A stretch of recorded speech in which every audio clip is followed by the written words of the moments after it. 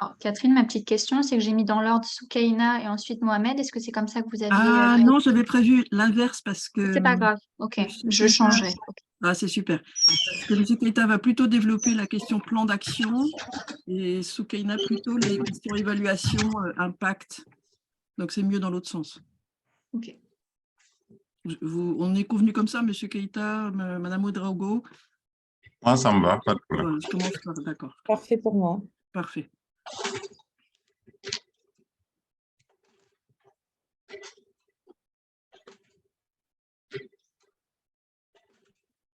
Merci pour vos diapos à tous les deux. En tout cas, c'est très clair et ça permet de bien articuler ce qu'on va se dire aujourd'hui. Puis c'est bien, c'est très complémentaire.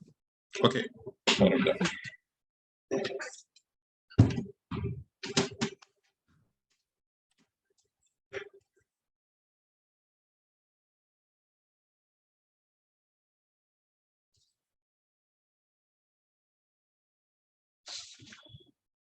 Une petite question, Anne-Sophie. Les questions ne passent que par le chat, hein, ou pas? Attends, est-ce que j'étais en mute? Oui, exactement. Tu peux collecter les questions par le chat. C'est ça. Exactement.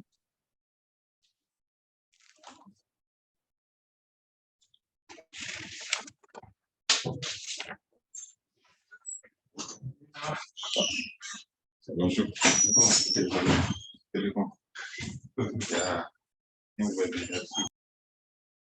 Alors, bonjour à tous ceux et toutes celles qui nous rejoignent. On va commencer d'ici 5 minutes, un peu moins de 5 minutes, notre webinaire. Merci à vous de nous rejoindre.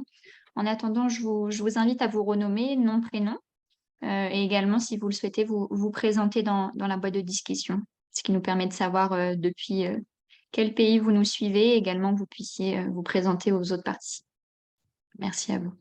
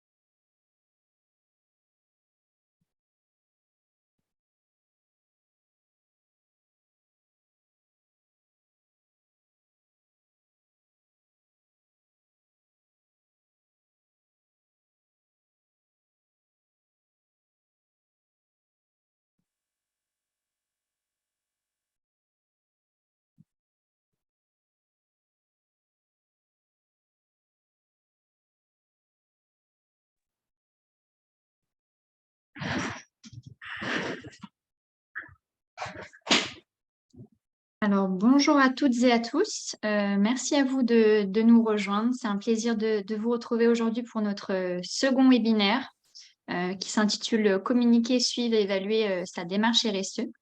Donc, il est 11 heures, donc comme prévu, nous commençons maintenant. Les personnes vont nous rejoindre.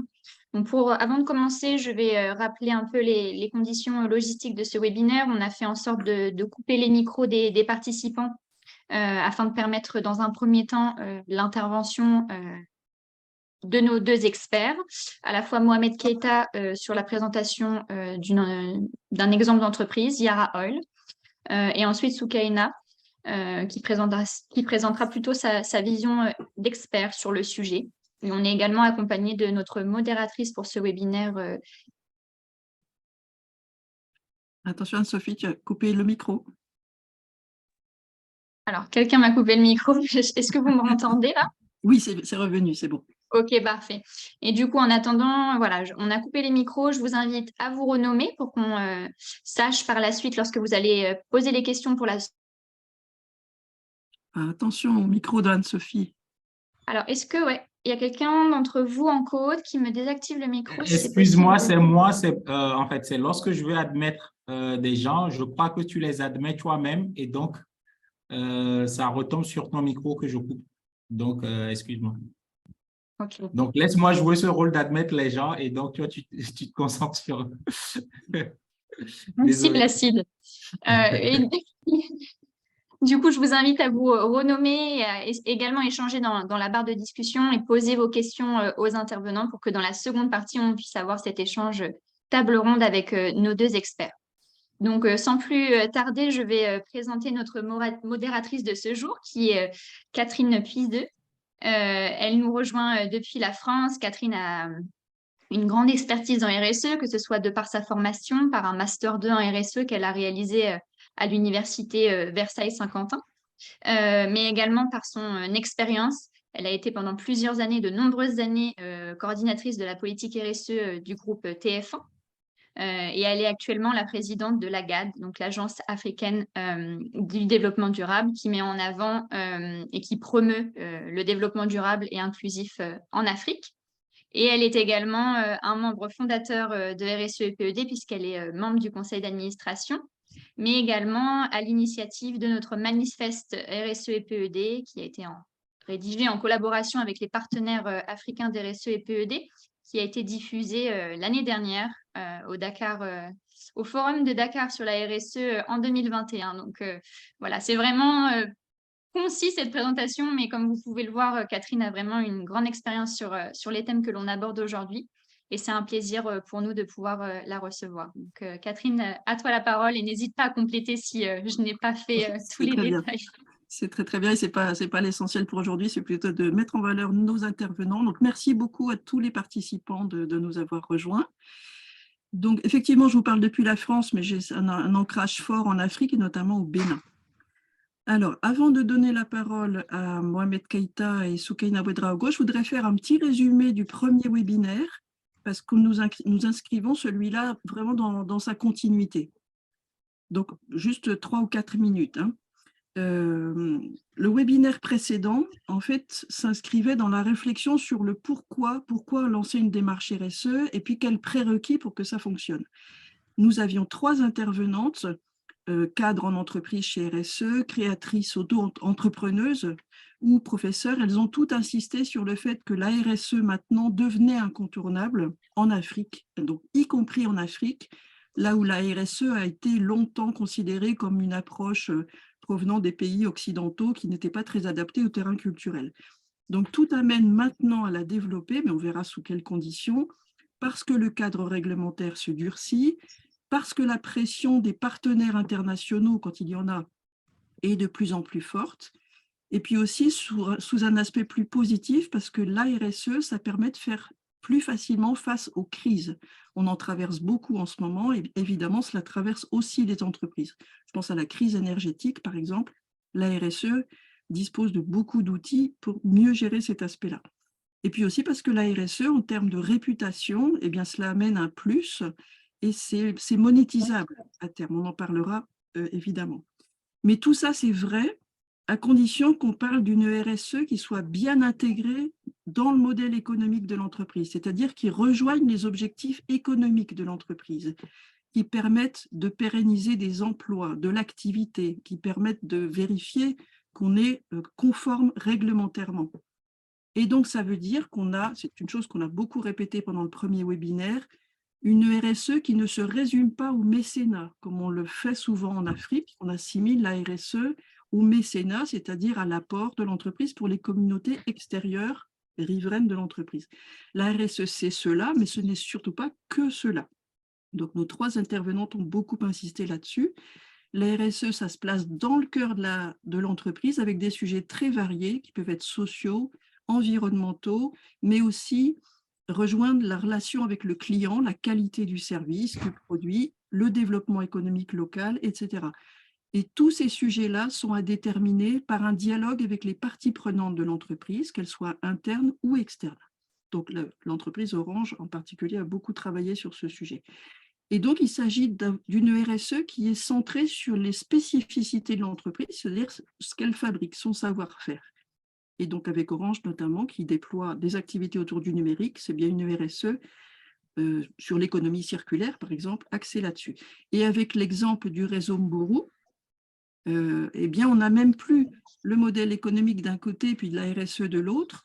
On a une RSE et un modèle économique totalement intégrés, puisque ce réseau, donc un réseau de fabrication et distribution de pain, il est fait pour générer à la fois de la plus-value financière et de l'impact social. Donc, dans ce cas-là, on n'a plus 2 approches séparées, on a une entreprise à impact. Et c'est probablement vers cela qu'idéalement se dirigeront un jour toutes les entreprises. Donc, cette RSE intégrée dans le modèle a été vraiment au cœur de nos propos la dernière fois. Et puis, et ça va nous amener au webinaire d'aujourd'hui, notre intervenante Rokhaya Mbembe pour Orange le disait, il est fondamental de mesurer son impact parce que si on ne sait pas le faire, en fait, on n'a pas d'outil de pilotage. Donc, l'essentiel nous manque. Donc, aujourd'hui, on va parler plan d'action avec M. Keïta notamment, mais on va parler aussi mesure de l'efficacité des plans d'action avec Mme Ouedraogo. Voilà pour le petit résumé. Je présente maintenant nos intervenants. Donc tous les deux de grande expérience. Monsieur Mohamed Keïta, qui sera notre premier intervenant, a passé les 20 dernières années à travailler avec les sociétés pétrolières au service des clients miniers au Mali et dans la sous-région ouest-africaine. Donc il y a gagné une très riche connaissance opérationnelle et commerciale, et c'est avec cela qu'il a pris en charge en 2020 le poste de directeur des contrats miniers et des projets chez Yara Oil. Yara Oil, qui est une entreprise 100% malienne. Donc nous sommes heureux de mettre à l'honneur aujourd'hui cette entreprise. Et concernant son parcours académique, il est détenteur d'un diplôme d'ingénieur en génie industriel de l'École nationale supérieure de Bamako, au Mali, et d'un Master of Science in Mechanical Engineering qu'il a obtenu aux États-Unis. Et M. Keïta est engagé à titre bénévole auprès de plusieurs organisations humanitaires. Et merci donc, M. Mohamed Keïta, d'être avec nous aujourd'hui. Madame Ouedraogo est une spécialiste MIL, alors c'est-à-dire spécialiste du suivi, de l'évaluation, de la redevabilité et de l'apprentissage qui accompagne la mise en place des projets et des programmes. Elle est également experte dans le management de l'impact social et du développement durable des organisations. Elle est consultante B-Leader, alors ça veut dire qu'elle maîtrise parfaitement l'univers du label RSE B Corp, dont nous parlerons aujourd'hui, et de la certification donc, qui est associée. Elle a d'ailleurs travaillé sur le processus de certification B Corp d'une entreprise sénégalaise, Happy Afrique. Et sur le plan académique, elle détient un double diplôme de master en organisation appliquée, réalisé entre HEC et l'IAE Paris-Sorbonne. Elle a été certifiée en sciences de la décision à HEC Paris. Et puis, elle a également, elle aussi, de nombreux engagements bénévoles, notamment, elle est responsable du programme Changeons les règles, qui vise à changer le regard, à lever le tabou, à mieux informer les jeunes filles en Afrique de l'Ouest sur le cycle menstruel. Et puis, elle est également membre de différentes associations en lien avec le commerce équitable, l'écologie et la sauvegarde de l'environnement. Donc, nous allons parler avec vous deux de la mise en place des politiques RSE spécialement dans le contexte africain, celui des PME, Et puis, dans un second temps, peut-être nous reviendrons sur la communication autour de ces démarches. Donc, Monsieur Keita, je me tourne vers vous. La société Yara Oil, c'est l'opérateur majeur dans la distribution des hydrocarbures au Mali, je crois, hein, un leader incontesté sur ce marché. Donc, nous vous écoutons pour découvrir à la fois votre activité et puis la démarche RSE que vous pilotez. Merci, madame. Bonjour à tout le monde. Bonjour à la plateforme RSE P2 et bonjour à tous ceux qui sont connectés pour suivre ce webinaire. Et Yara Oil, à travers ma personne, est ravi d'être sur ce plateau et vous remercie pour cette invitation. Alors, donc, vous prenez la parole maintenant pour redécrivez-nous votre activité parce qu'elle est bien spécifique, hein. Vous avez réellement créé un service à l'intention des opérateurs miniers. Tout à Mohamed, fait. avant de commencer, je vous invite à allumer votre caméra si vous le souhaitez. Ça sera plus OK. simple de vous voir également. Merci à vous. Voilà. Je ne sais pas si l'image est assez bonne. On C'est vous bon? voit. On OK. vous voit, c'est très bien. Merci. Donc, effectivement, Yara Oil, depuis pas mal d'années, s'est spécialisé dans la livraison de produits pétroliers sur les mines. Donc, avec ça, on a créé un certain lien avec les clients miniers et surtout une certaine différence entre nous et les autres opérateurs locaux. Parce qu'en fait, les mines étaient seulement livrées que par des multinationales. Donc, c'était rare de voir une compagnie locale faire ce service. Donc, ça nous a demandé d'atteindre pas mal de standards pour être au niveau des multinationales. Et maintenant, notre objectif, c'est vraiment de les dépasser, si ce n'est pas déjà fait.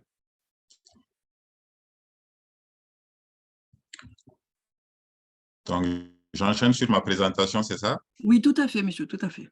Je vous poserai quelques questions Voilà. après, et puis on fera la place pour les questions de nos auditeurs également. D'accord. Donc, merci à tous encore une fois. Donc, Yara, on est ravi d'être là et à travers cette présentation, on va vous expliquer un peu tout ce qu'on a pu mettre en place jusque-là. Donc, le contenu de cette présentation commencera. Le prochain slide, s'il vous plaît. Voilà. Dans ce contenu, je vous parlerai de l'histoire de Yara Oil, d'où est-ce que Yara Oil vient, et après, je vous présenterai tout ce qu'on fait déjà en termes d'activité avec des chiffres, et ensuite, on passera à l'approche RSE de Yara Oil. Qu'est-ce que Yara Oil voit en termes de RSE? Je vous présenterai certaines de nos réalisations. C'est vrai qu'on en a fait pas mal, mais bon, on a choisi quelques-unes qu'on pourra partager avec vous. Ensuite, on fera un bilan parce que c'est important à chaque fois qu'on fait des réalisations de se dire qu'est-ce qu'on a gagné, qu'est-ce qu'on a perdu. Bon, généralement, on gagne pas mal de choses. Après, ce sera à voir c'est quoi notre futur, qu'est-ce qu'on voit pour l'avenir. Et après, je demanderai à madame de faire passer une vidéo que nous, on a pu concevoir il y a une année à peu près et qui contient pas mal d'informations également. Et juste après, je serai disposé à répondre aux éventuelles questions que vous aurez.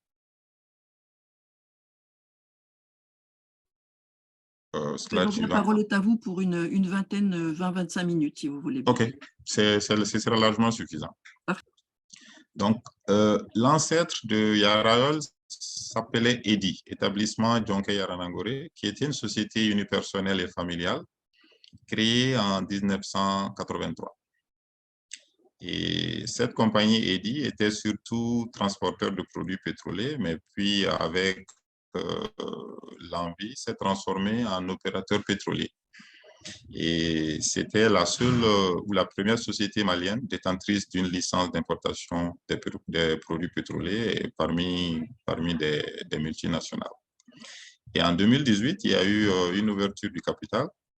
Et avec cette ouverture, il y a eu une transformation de société unipersonnelle en société anonyme. Et cette transformation a vu une nouvelle direction. Et cette nouvelle équipe de direction a apporté une nouvelle vision. Et cette nouvelle vision a amené de nouveaux objectifs. Et avec ça, il y a eu un changement de dénomination et Yara Oil a été créé. Voilà. Maintenant, parlant de Yara Oil, en termes d'activité, nous faisons du transport, nous faisons du stockage, de la distribution des produits pétroliers et des services associés. Les domaines d'activité sont surtout les stations-service, comme vous pouvez en voir, et nous sommes assez investis dans tout ce qui est industrie et les mines également.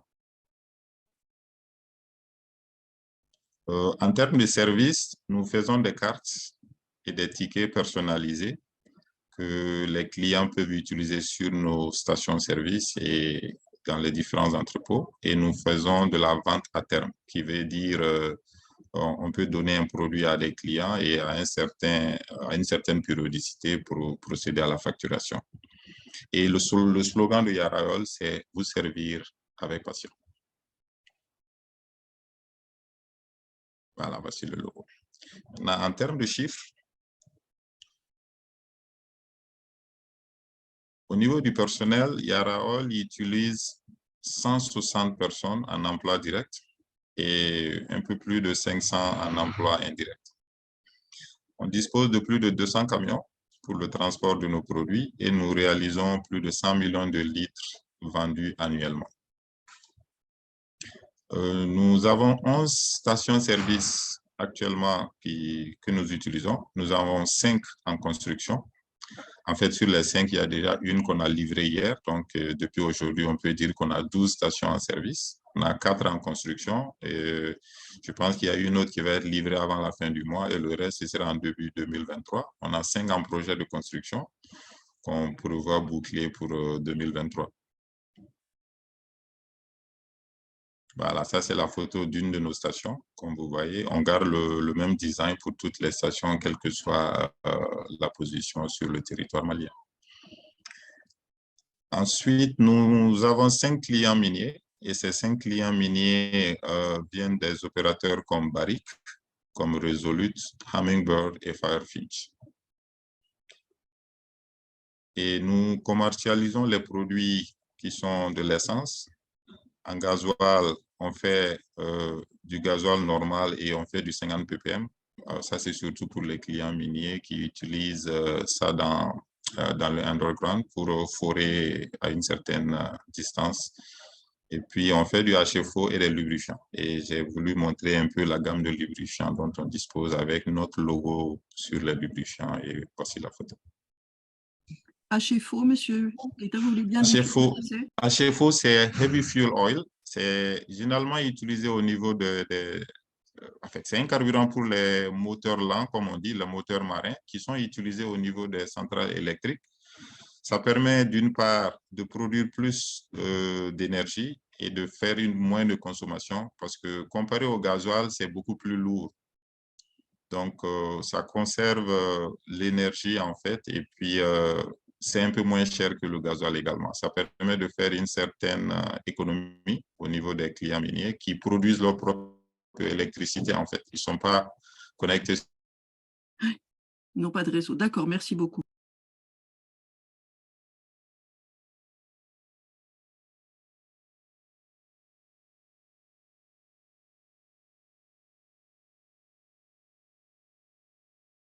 Alors, on n'entend plus M. Keïta pour l'instant.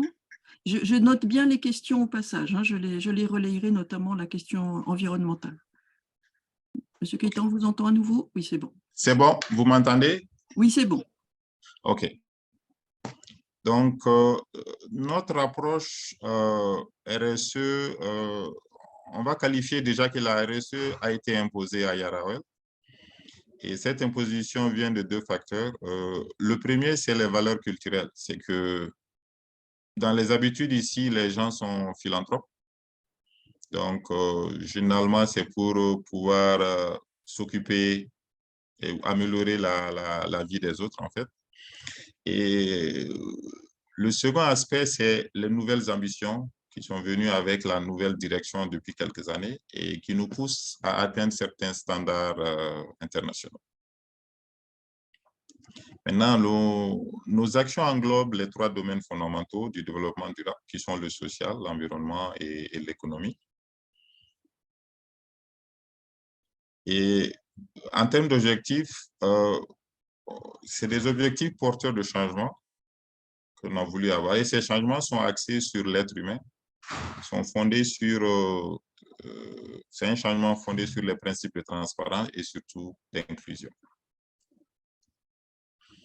Et ces objectifs de changement sont importants pour Yarayol, car il incombe à chacun une part de responsabilité pour notre avenir et celui de notre planète.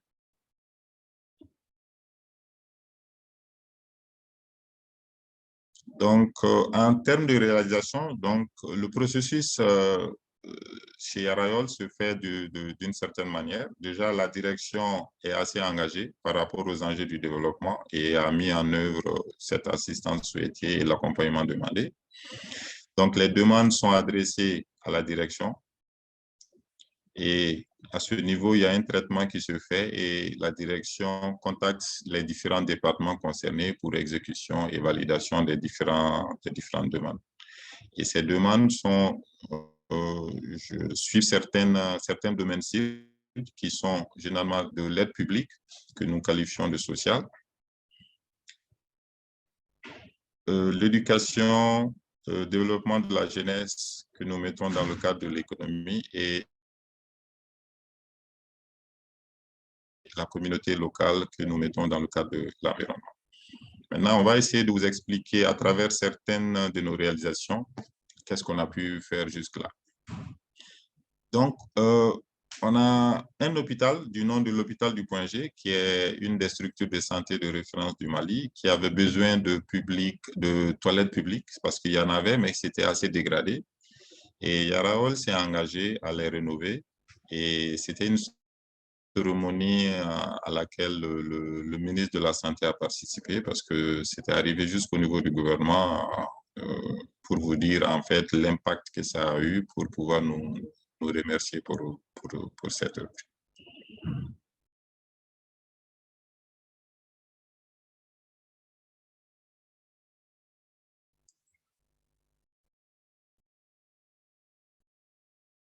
Monsieur Keïta, est-ce qu'on a un problème de connexion à nouveau? Allô, c'est là chez moi?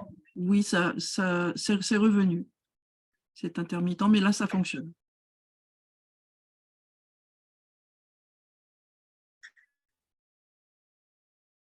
Peut-être que finalement, vous pourrez couper votre caméra pour qu'on récupère un peu de réseau, parce que le signal est intermittent. C'est bon maintenant, le slide est là. Et... Le slide est là, mais peut-être que si vous coupez votre caméra comme vous le proposiez, probablement. On va gagner un peu de fluidité dans le réseau. Probablement. Voilà. Donc, Yarayol est partenaire du SAMU Social Mali. Le SAMU Social est une structure d'aide d'urgence destinée aux personnes vivant en situation de rue. C'est généralement des jeunes qui ne savent pas où aller, qui n'ont rien à faire en fait. Et le SAMU Social est une structure d'aide dans ce sens qui fait des maraudes, surtout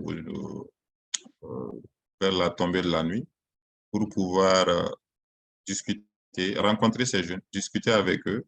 Et au cours de leur maraude, il y a des psychologues, des médecins qui sont dans le véhicule médicalisé pour pouvoir discuter avec les jeunes. Et l'objectif, c'est pour pouvoir les réinsérer au niveau de leur structure normale, famille, ou tout ce qui peut s'ensuivre. Et ils les donnent également du boulot, très généralement, de petits boulots. Ils les apprennent à faire des métiers et tout ça.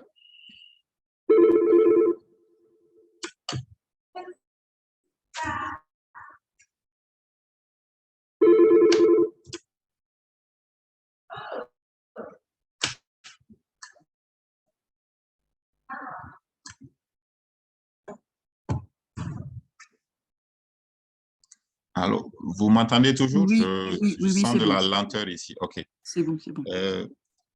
Dans toutes nos stations, Yarayol dispose de forages. Le forage, c'est pour pouvoir avoir de l'eau souterraine et avec un réservoir, on a de l'eau à disposition. C'est généralement pour les travaux sur nos stations, mais il se trouve que les riverains en ont souvent besoin, donc les riverains on les aide à travers ça. Et également, dans certains quartiers périphériques de la ville de Bamako, on fait des forages également pour la population.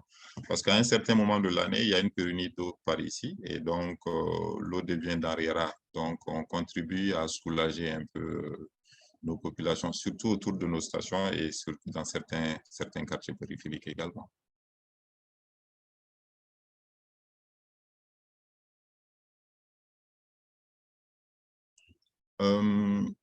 Pour qui connaît le mois de carême, c'est que on fait des activités. Le premier s'appelle l'opération Sunakari. C'est pour aider les gens qui font le carême et qui, au moment de la rupture, sont loin de chez eux. Donc, on organise au niveau de nos stations ou à côté des grandes artères de la capitale de petits buffets pour eux, du thé chaud avec des dattes et souvent avec des croquettes pour aider les gens au moment de la rupture qui sont entre le boulot et leur domicile, de pouvoir au moins faire ce truc, avaler quelque chose de chaud et grignoter quelque chose comme des dattes également. Et au même moment, à la fin du Ramadan, pendant les fêtes de Tabaski, on donne des moutons, mais ce sera un jeu concours qu'on organise, Tombola, et puis les gagnants, ils reçoivent un mouton. Et comme on dit, c'est la fête du mouton. Donc, on essaie d'aider les gens parce qu'à ces périodes-là, le mouton coûte excessivement cher. Mais il nous arrive de livrer jusqu'à 20 moutons. Donc, il y a 20 personnes qui vont quitter avec le sourire et pourront célébrer leur tabaski pleinement.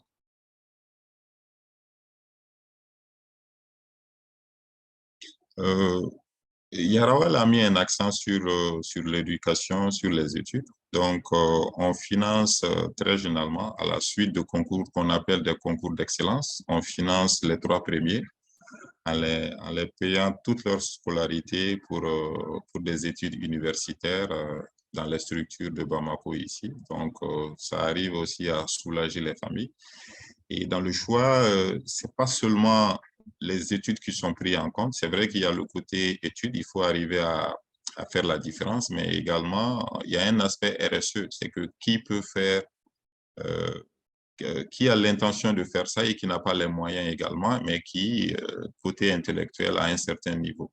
Donc, le choix, il y a tous ces paramètres qui sont regardés. Ce n'est pas seulement l'école qui fait le choix, il y a l'administration de Yarawel qui est impliquée également pour le choix final. Donc, comme je vous l'ai dit, on est assez impliqué dans tout ce qui est éducation. Et voici la photo de notre directeur qui parrainait une cérémonie de graduation d'une grande école également où on investit pour que les jeunes puissent avoir de meilleures études au Mali. Donc, on pense également à la jeunesse dans le cadre du sport. C'est qu'il y a des terrains qui étaient délabrés, qu'on arrive à rénover. Il y a de nouvelles aires de jeu qu'on arrive à réaliser également. Tout ça pour mettre les jeunes dans une certaine situation et les éviter d'aller faire autre chose.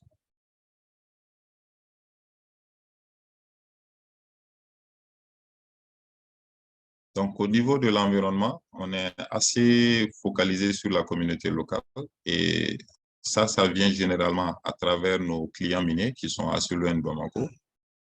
Donc, le premier exemple ici, c'est une équipe d'intervention d'urgence qu'on a mise en place. C'est une 60aine de personnes qui sont de la localité. Aucune de ces personnes n'était de Bamako. Ils sont exactement de la même localité. On a choisi. On les a parce qu'ils sont dans des regroupements également chez eux qu'on appelle les GIE, groupements d'intérêt économique. Donc, on les a formés dans les outils, dans les techniques, comme on appelle, comment éteindre le feu, comment sauver quelqu'un qui est dans des situations, comment intervenir quand il y a des accidents. On les a équipés également pour pouvoir utiliser ces gens. Nous, on peut les utiliser, mais eux-mêmes, avec ces techniques, ils peuvent s'entraider entre eux. Donc, ce projet a été mis en place il y a 1 an et c'est au niveau de la frontière avec le Sénégal, là où on a 2 mines 2 mines qui sont contiguës, et avec la participation du client également qui a très apprécié cette initiative.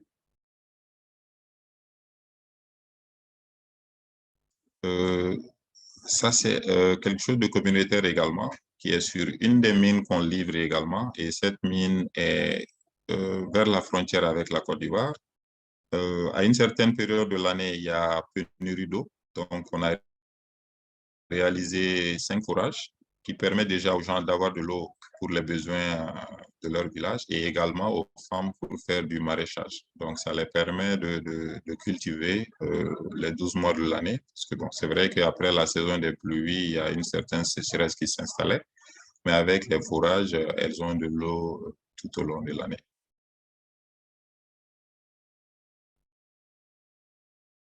Maintenant, au niveau du bilan, c'est que je pense qu'on a relevé le défi social.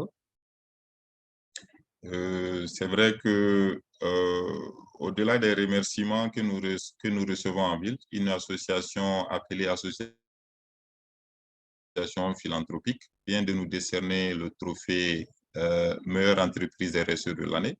C'était juste en début du mois de novembre. Donc, nous pensons que déjà quelque part, il y a une certaine reconnaissance sociale.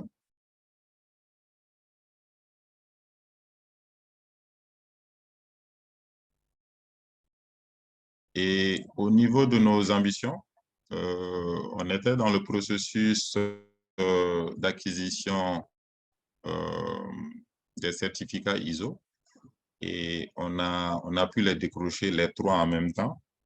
La ISO 9001 qui s'occupe de la gestion de la qualité, la ISO 14001 qui s'occupe de la gestion environnementale et la ISO 45001 qui s'occupe de la gestion de la santé et de la sécurité au travail.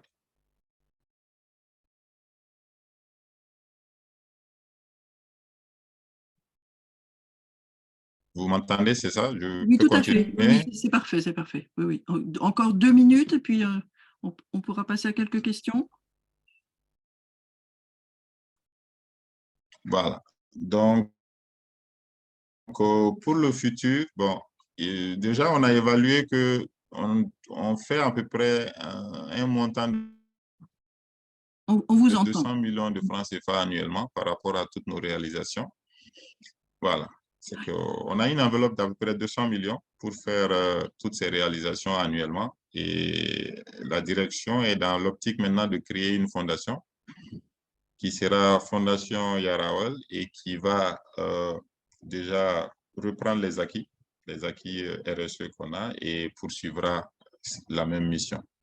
Donc, en gros, c'est un peu ce que nous, on est en train de faire et ce qu'on a réalisé jusque-là.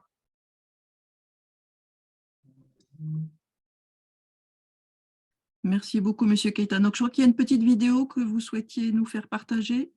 Oui, tout à fait. La vidéo fait à peu près 2 minutes 50. Donc, je pense que ce serait mieux de la jouer après et puis je ferai des commentaires dessus. D'accord. Est-ce que vous la voyez là, la On la vidéo? voit. Je vais On la voit. C'est bon. Ok, parfait, je vais la lancer. Parfait, merci.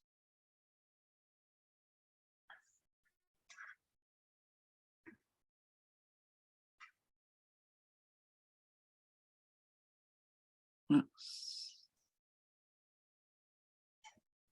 Ça n'a pas l'air de marcher. Ce que je vous propose, c'est peut-être de passer aux questions et entre nos 2 intervenants, on pourra passer la vidéo. Parce qu'on a beaucoup de questions pour Monsieur Keita déjà et le temps tourne. Est-ce que ça vous va? Comme Moi, ça, ça me va. Anne-Sophie va peut-être regarder et solutionner le problème technique. Alors, posez bien vos questions via le chat. On ne pourra pas prendre des questions par oral. Posez bien les questions par là. Alors, moi, j'ai 2 questions préalables et puis ensuite, je relaye les questions de nos participants. Vous verrez qu'elles se rejoignent. Vous avez donc ici décrit des actions philanthropiques qui répondent à un besoin, mais tout à fait évident. C'est des actions que vous menez avec générosité, avec pertinence, avec efficacité. On a envie aussi de savoir ce qui est le plus proche, comme on le disait dans l'introduction, de votre modèle économique Et en préparant ce webinaire, par exemple, moi, j'ai été frappée de l'accent que vous mettez sur la qualité de votre service, la qualité de votre service vis-à-vis de vos clients. Et ce n'est pas quelque chose qu'on rapproche de la RSE, alors qu'en fait, c'est complètement partie prenante de l'ISO 26000, la norme internationale de la RSE. Elle place la relation avec le client, la qualité du service parmi les axes principaux. Et donc, c'est un axe qui n'est pas souvent bien étayé en Afrique. On a quand même assez souvent des qualités de service assez défaillantes.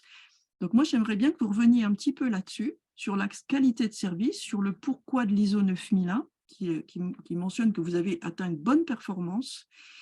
Et puis, j'aurais une deuxième question sur le volet social. Moi, j'ai l'occasion de faire la différence ou les comparaisons entre ce qu'on fait en France sur la RSE et ce qu'on fait en Afrique. J'entends finalement très peu parler du volet social. Qu'est-ce qu'on fait au service des collaborateurs pour leur bien-être au travail, pour la santé-sécurité? À nouveau, vous faites beaucoup de choses. Vous avez une certification ISO 45001 qui est conséquente. C'est très compliqué pour atteindre cela. Donc, en fait, vous n'en parlez pas, mais vous faites tout ça. Est-ce que vous voulez bien Oui, revenir un petit peu oui, sur ces deux aspects-là? bien Après, sûr, on parlera bien de sûr, l'environnement. bien sûr. Si je commence par la 9001, c'était nécessaire parce qu'en fait, là où on voulait nous jouer, c'était que des grands, c'était la cour des grands. Donc, il fallait vraiment montrer qu'on est capable. Et comme je l'ai dit, c'était avec les mines, c'est vrai qu'ils ont leurs standards, mais de l'autre côté, c'était grignoter des parts de marché des multinationales. Donc, le combat était colossal. C'est là où on a essayé de mettre la barre à un certain niveau. Donc, en cherchant les trois certifications en même temps et en mettant derrière également tout ce qu'il fallait pour les atteindre. Donc, au niveau de la qualité, c'est que vous pouvez le savoir, c'est qu'en Afrique, tout ce qui est local est vu comme étant de moins bonne qualité. Donc, déjà, il fallait que à ce niveau, qu'on puisse rehausser le niveau de l'expertise, le niveau de compréhension et puis faire voir à nos clients qu'on dispose de ce dont ils ont besoin. Et maintenant, au niveau de la 45001, c'est vrai que, bon, j'ai des collègues qui ne sont pas là aujourd'hui parce qu'il y a une activité qui s'occupe de la santé-sécurité au travail où un autre prix nous sera décerné probablement ce week-end. C'est qu'on a essayé de mettre déjà par nos chauffeurs, les employés, on met tout le monde à l'aise, on essaie de respecter exactement ce que la législation malienne dit en termes de travail, d'emploi et tout ça. Et c'est dans ce cadre-là qu'on a obtenu également ce certificat ou cette norme. Donc, c'est vrai que ce n'était pas facile au début, mais quand même, avec la volonté de la direction, on a su relever le défi jusque-là. Merci beaucoup. Moi, je pense important d'insister là-dessus aussi pour nos participants, c'est que, et ça rejoint beaucoup de questions qui sont posées, sur le fait que les enjeux RSE, ce n'est pas seulement des enjeux exogènes, les enjeux de la population autour, mais c'est les enjeux qui sont portés par l'activité de Yara Oil. Donc, en parlant qualité de service, en parlant santé, sécurité, cadre de vie des collaborateurs, on se rapproche du modèle économique et c'est très important. Et c'est cette vision-là de la RSE, en particulier à RSE et PED, on essaye de valoriser sans minimiser le besoin sur le mécénat. Je reste bien clair là-dessus, c'est tout à fait évident. Alors, il y a plusieurs questions. Et ça sera la dernière parce qu'il faut que je passe la parole à notre deuxième intervenante sur le sujet de l'environnement, puisque le cœur de votre activité, c'est l'énergie fossile, hein, c'est le pétrole, c'est des composés dérivés du pétrole. Donc, comment ce sujet est apprécié, intégré dans la politique RSE chez Yara Oil? Pour le moment, c'est vrai qu'on a des partenaires avec lesquels on discute de ce changement, mais le problème, c'est qu'aujourd'hui, on a très peu de solutions. Déjà, pour nos nouvelles stations, on nous parle déjà de comment recharger les voitures électriques, mais le problème, c'est que nos familles, nos maisons déjà manquent d'électricité. Donc, c'est très difficile d'avoir des voitures électriques maintenant par ici, pouvoir les recharger, pendant qu'à domicile, on a des difficultés d'avoir le courant pour regarder la télé. Donc, c'est des questions qu'on a déjà sur la table. On en discute très souvent avec nos partenaires parce qu'on discute avec beaucoup de gens. On n'est pas fermé sur nous-mêmes. C'est vrai que c'est une compagnie locale, mais on a vraiment la fenêtre ouverte sur le monde.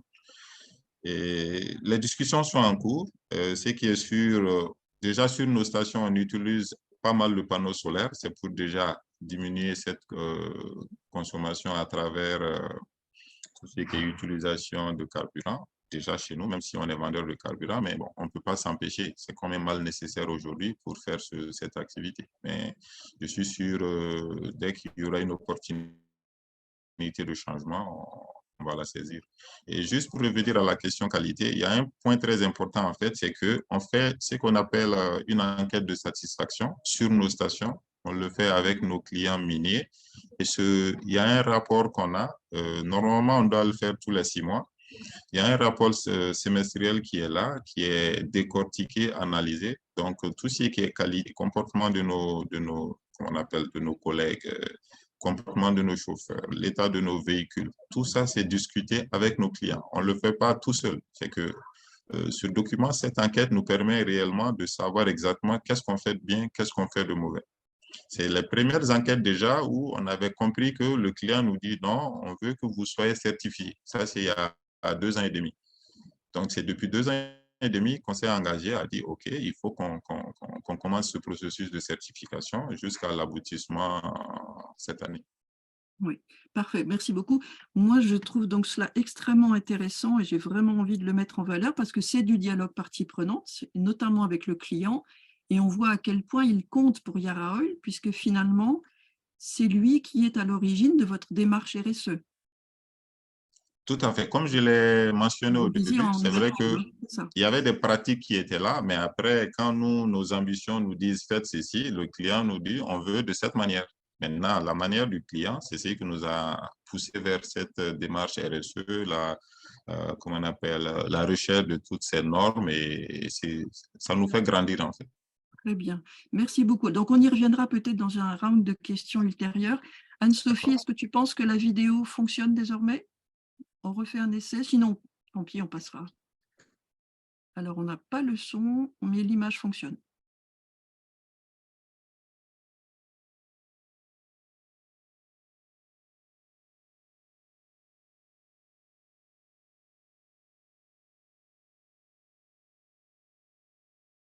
On n'a pas le son et c'est un peu saccadé, ça va être un peu long.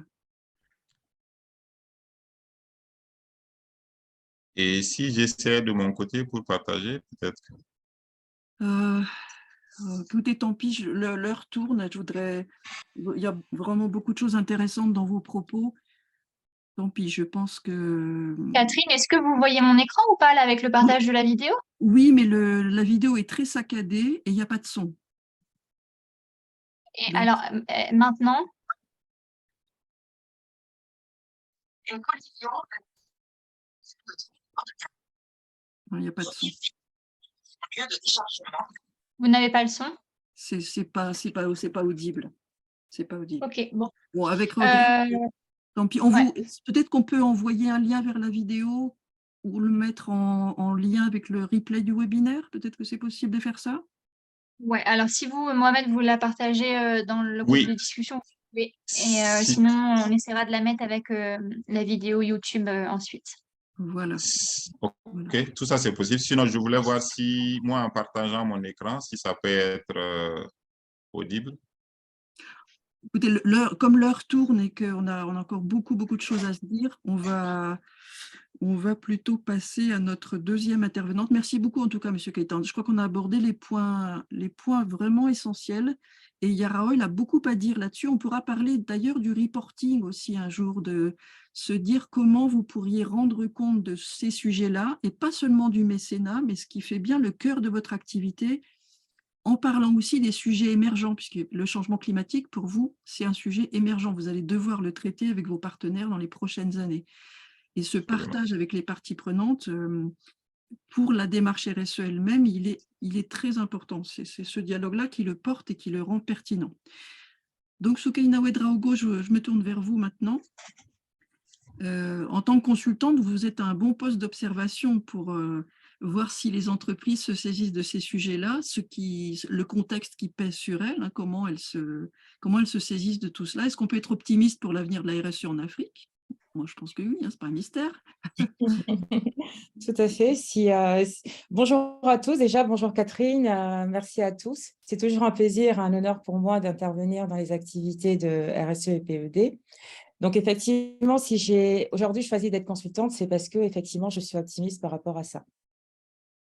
Alors, vous êtes fait une spécialité de l'évaluation, justement, hein, du suivi des mesures. Donc, le partage de votre approche va nous intéresser aussi beaucoup. Tout à fait. Donc, je vais faire un partage de mon écran.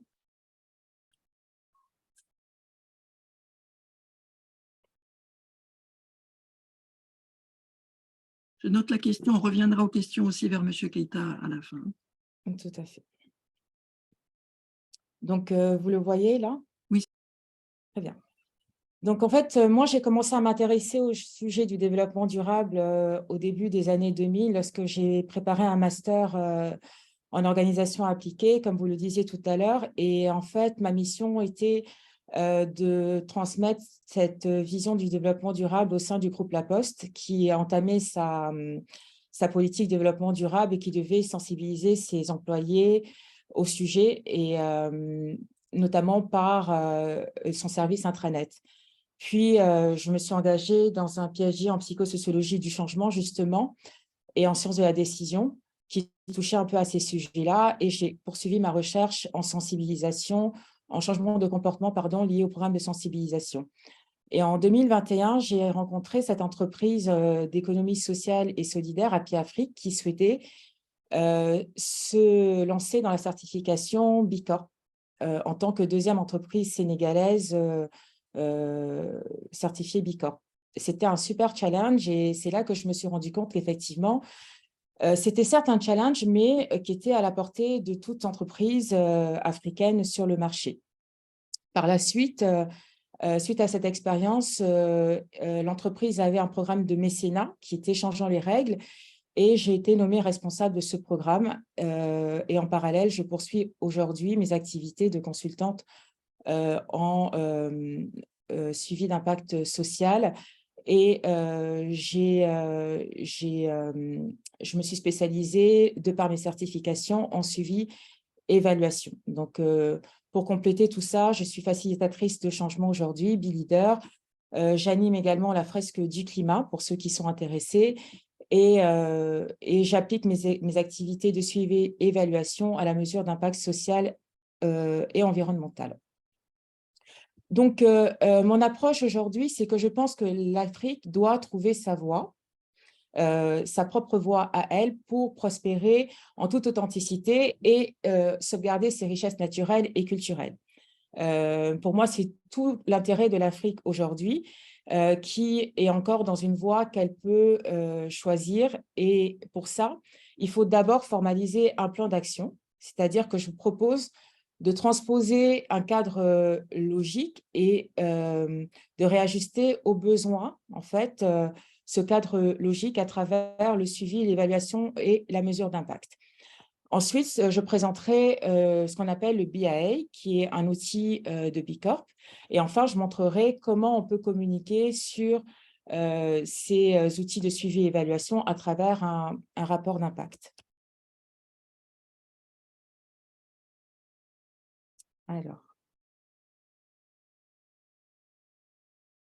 Alors, dans la partie 1, nous passerons par un cadre conceptuel. C'est toujours sympa de donner un cadre pour ensuite passer à la pratique. Dans une partie 2, je redéfinirai ce que c'est que le suivi, l'évaluation et la mesure d'impact. En partie 3, comme je vous l'ai expliqué, je vous expliquerai comment on peut utiliser le BI de B Corp en Afrique pour disposer d'indicateurs concrets. Et en partie 4, je vous expliquerai comment on peut utiliser ces indicateurs pour produire un rapport d'impact complet.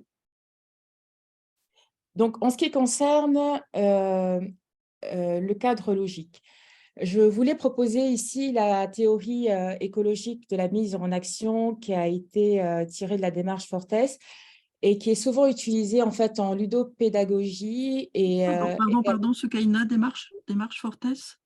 Oui. Il faut expliquer-nous ce que c'est que ça. Alors, justement, c'est ce qui est présenté là. Et en fait, ce sont ces termes en fait, à consonance grecque et en fait, qui sont utilisés en arrière-plan de toutes les démarches de gamification et de serious game qu'on voit souvent aujourd'hui et qui servent à la mise en action et à la sensibilisation des salariés dans les entreprises. C'est-à-dire qu'aujourd'hui, quand on veut lancer une démarche RSE, souvent, ça vient d'une décision managériale et ensuite, il faut porter toute l'entreprise avec soi ou alors il faut expliquer au COMEX ou autres que l'entreprise se lance dans ce type d'action.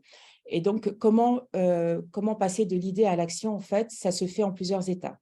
Donc, il y a d'abord l'étape 1 qui est appelée OICOS, qui consiste à connaître les enjeux, les ordres de grandeur et sensibiliser les équipes. Par exemple, on pourrait penser à organiser une fresque du climat au sein de l'équipe.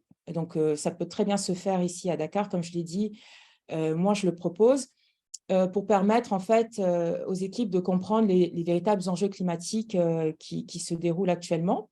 Ensuite, le 2, c'est l'ethos, c'est-à-dire qu'il faut choisir son référentiel, savoir si on va plutôt travailler sur les ODD ou si on va plutôt travailler sur une norme ISO, si on va plutôt travailler sur un Global Compact, si on va plutôt travailler sur la GRI ou autre. Ensuite, le NOMOS, c'est le 3e point, c'est qu'il va falloir trouver les bons indicateurs face à ce référentiel. Si on choisit par exemple la métaphore de la course, si on vise un objectif de faire une course, il va falloir avoir des balises, c'est-à-dire qu'au fil de la course, il va falloir se donner des indicateurs pour voir si on est sur le bon chemin. Donc ça, c'est ce qu'on appelle le NOMOS. Et en fait, ensuite, on a le LOGOS qui va nous permettre de savoir de prendre du recul et de savoir où on en est par rapport à ces NOMOS-là et pouvoir mesurer les écarts. Ensuite, on a la praxis qui, par rapport à cette mesure d'écart, va nous permettre de savoir quelle action prendre. Est-ce qu'il va falloir accélérer ou au contraire se concentrer sur un objectif plutôt qu'un autre et connaître ses priorités. Et enfin, la dynamisme qui consiste à communiquer, échanger et partager. Voilà. Donc, ce sont des mots un peu barbares pour en fait dire des choses toutes simples et qui permettent de mettre en action l'entreprise. Alors. J'ai du mal à passer d'un slide. Ah ouais. Ensuite, une autre théorie qui, je sais, plaît bien à la communauté RSE et PID, c'est la théorie du donut, qui permet de passer d'une économie linéaire, on va dire, à une économie circulaire. Donc, l'idée, ce n'est pas de revenir en arrière, mais c'est de permettre aux entreprises de naviguer toujours entre un plancher social et un plafond écologique, et donc de se dire que l'entreprise doit constamment penser à des enjeux sociaux et écologiques à la fois, et qu'en naviguant entre ces deux limites, et en pensant toujours à une économie régénérative, c'est-à-dire, on va dire, en essayant de voir comment l'entreprise peut réutiliser ses ressources et les partager, et en recyclant notamment, c'est une proposition, il y en a plein d'autres, l'entreprise peut continuer à évoluer en répondant aux besoins fondamentaux sociaux de ses populations, mais également de ses salariés, et en faisant attention à ne pas dépasser les limites environnementales de la planète. Et en fait, une manière très simple de faire de la RSE, c'est pour une entreprise de se tenir dans cet espace juste et sûr pour l'humanité et de rester entre ces deux frontières-là. Alors, ensuite, un emprunt, et c'est sur ça que je me concentrerai aujourd'hui, c'est l'emprunt au cadre logique de la gestion de projets classiques. C'est que dans la gestion de projets classiques, lorsqu'on veut mesurer son impact réel sur le social ou l'environnemental, on planifie tout simplement. C'est-à-dire qu'on essaye de créer ce qu'on appelle une théorie du changement. On fait appel à ces ressources pour mettre en place des activités et comprendre à quoi aboutissent ces activités en termes de réalisation, de résultats et d'impact. C'est très important parce qu'en fait, c'est en déterminant clairement les réalisations qu'on souhaite atteindre et les résultats ainsi que les impacts qu'on va pouvoir déterminer ensuite des indicateurs pour chacune de ces étapes. Et donc, ce qu'il faut faire impérativement, c'est que pour chacune unité de travail de l'entreprise, il va falloir établir cette chaîne de valeur de l'impact. Pour toute activité, l'entreprise va devoir déterminer quels sont les résultats et les impacts causés par cette activité et établir une liste d'indicateurs pour chacune de ces activités, réalisations et résultats. Et on va voir comment concrètement par la suite.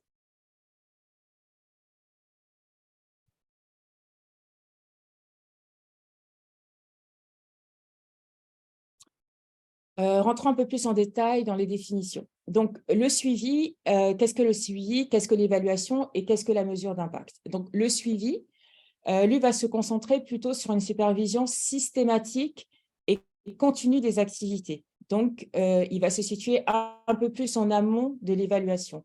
C'est quelque chose qu'on va faire de manière un peu plus quotidienne, on va dire.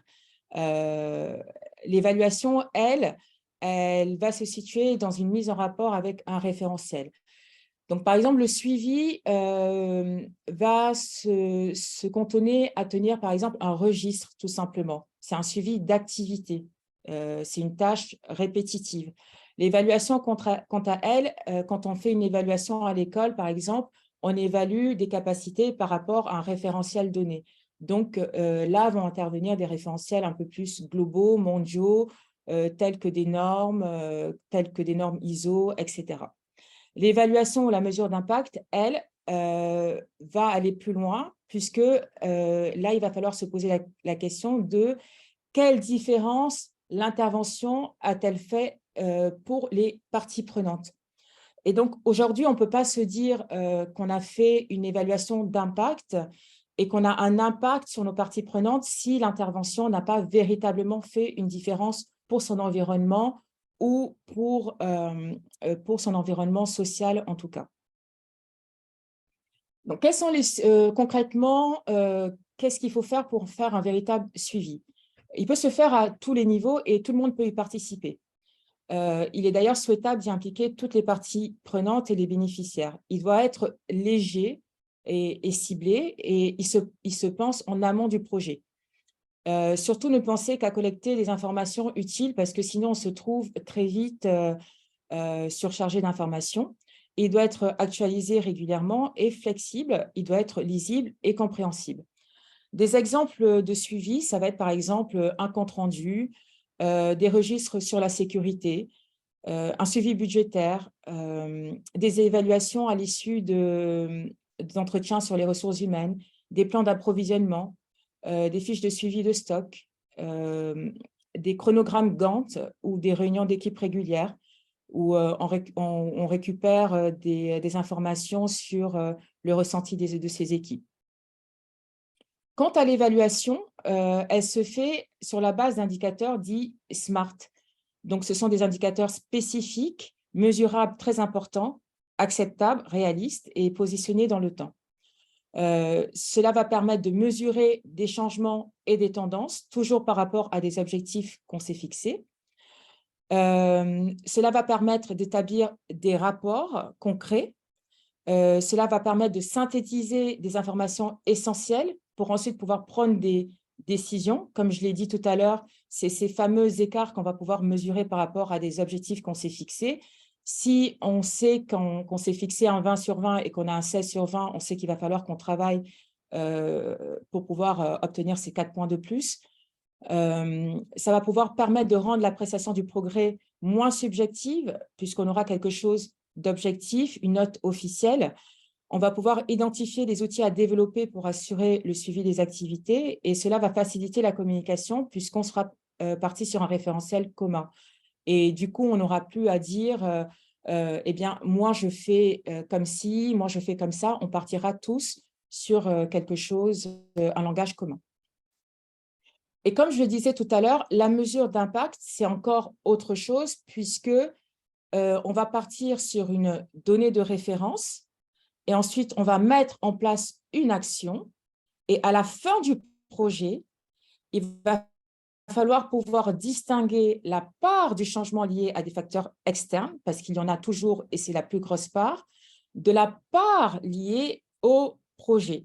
Donc, c'est très bien de faire des actions RSE, mais on pourra très bien se rendre compte un jour que notre action RSE, finalement, elle nous a fait du bien à nous en tant qu'entreprise, mais elle n'a pas joué un très grand rôle en termes de changement sur notre environnement. Ça arrive très souvent dans les actions de mécénat.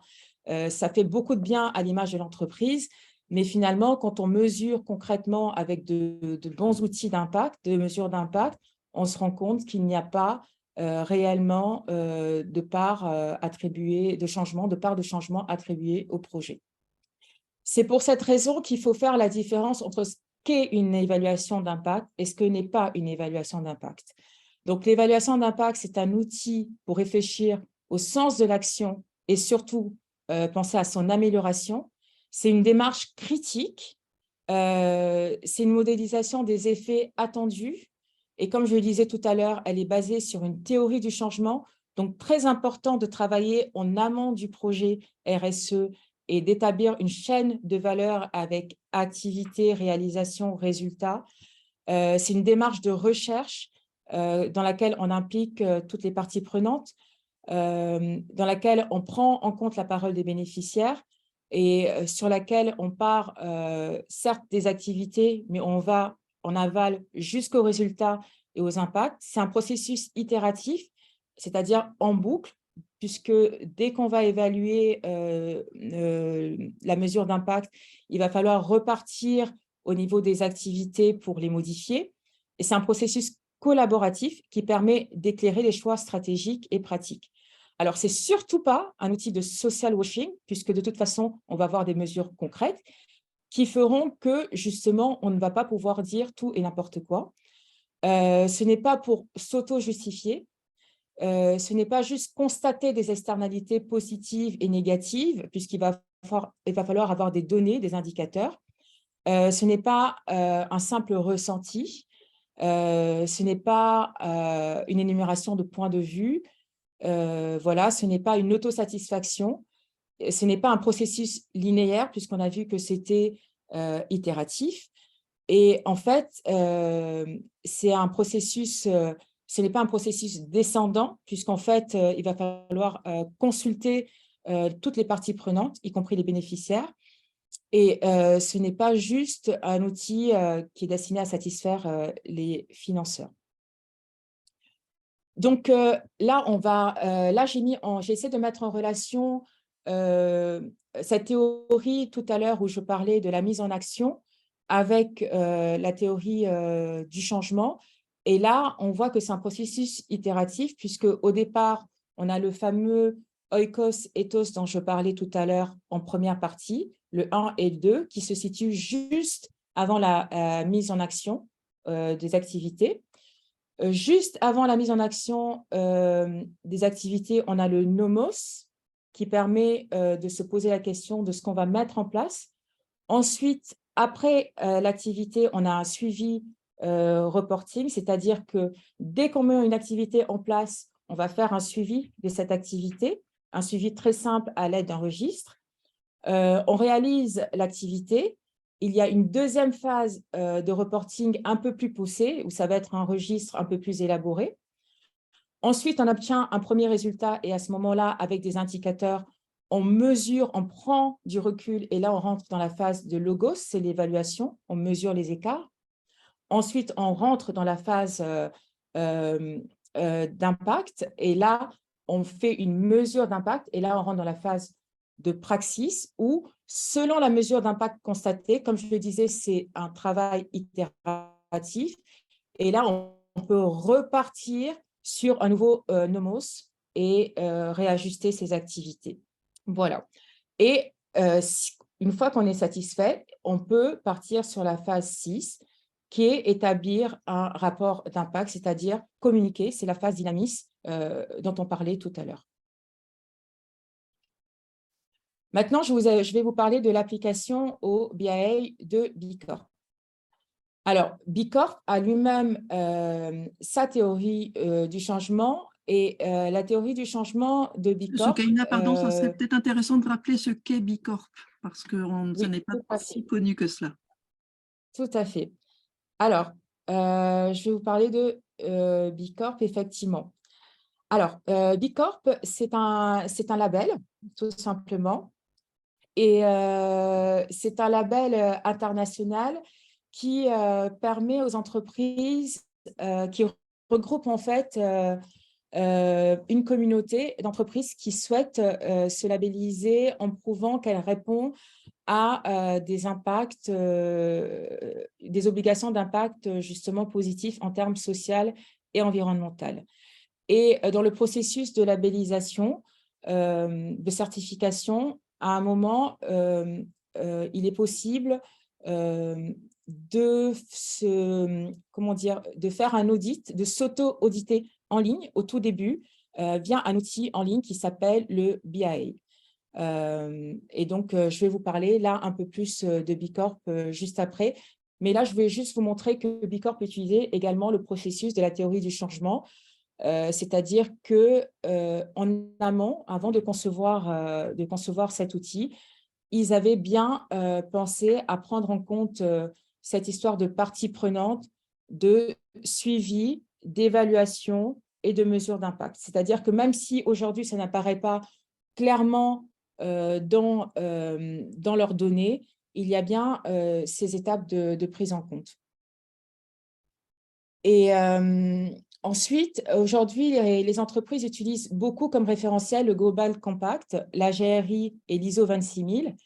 Eh bien, il faut savoir que Bicorp, en fait, est un outil qui est non seulement connecté aux ODD en termes de référentiel, mais également aux autres référentiels internationaux. C'est-à-dire que pour pouvoir établir leur référentiel, leur propre référentiel, Bicorp s'est basé lui-même sur le Global Compact, la GRI, l'ISO 26000 et les ODD. C'est pour ça qu'aujourd'hui, c'est un outil complet.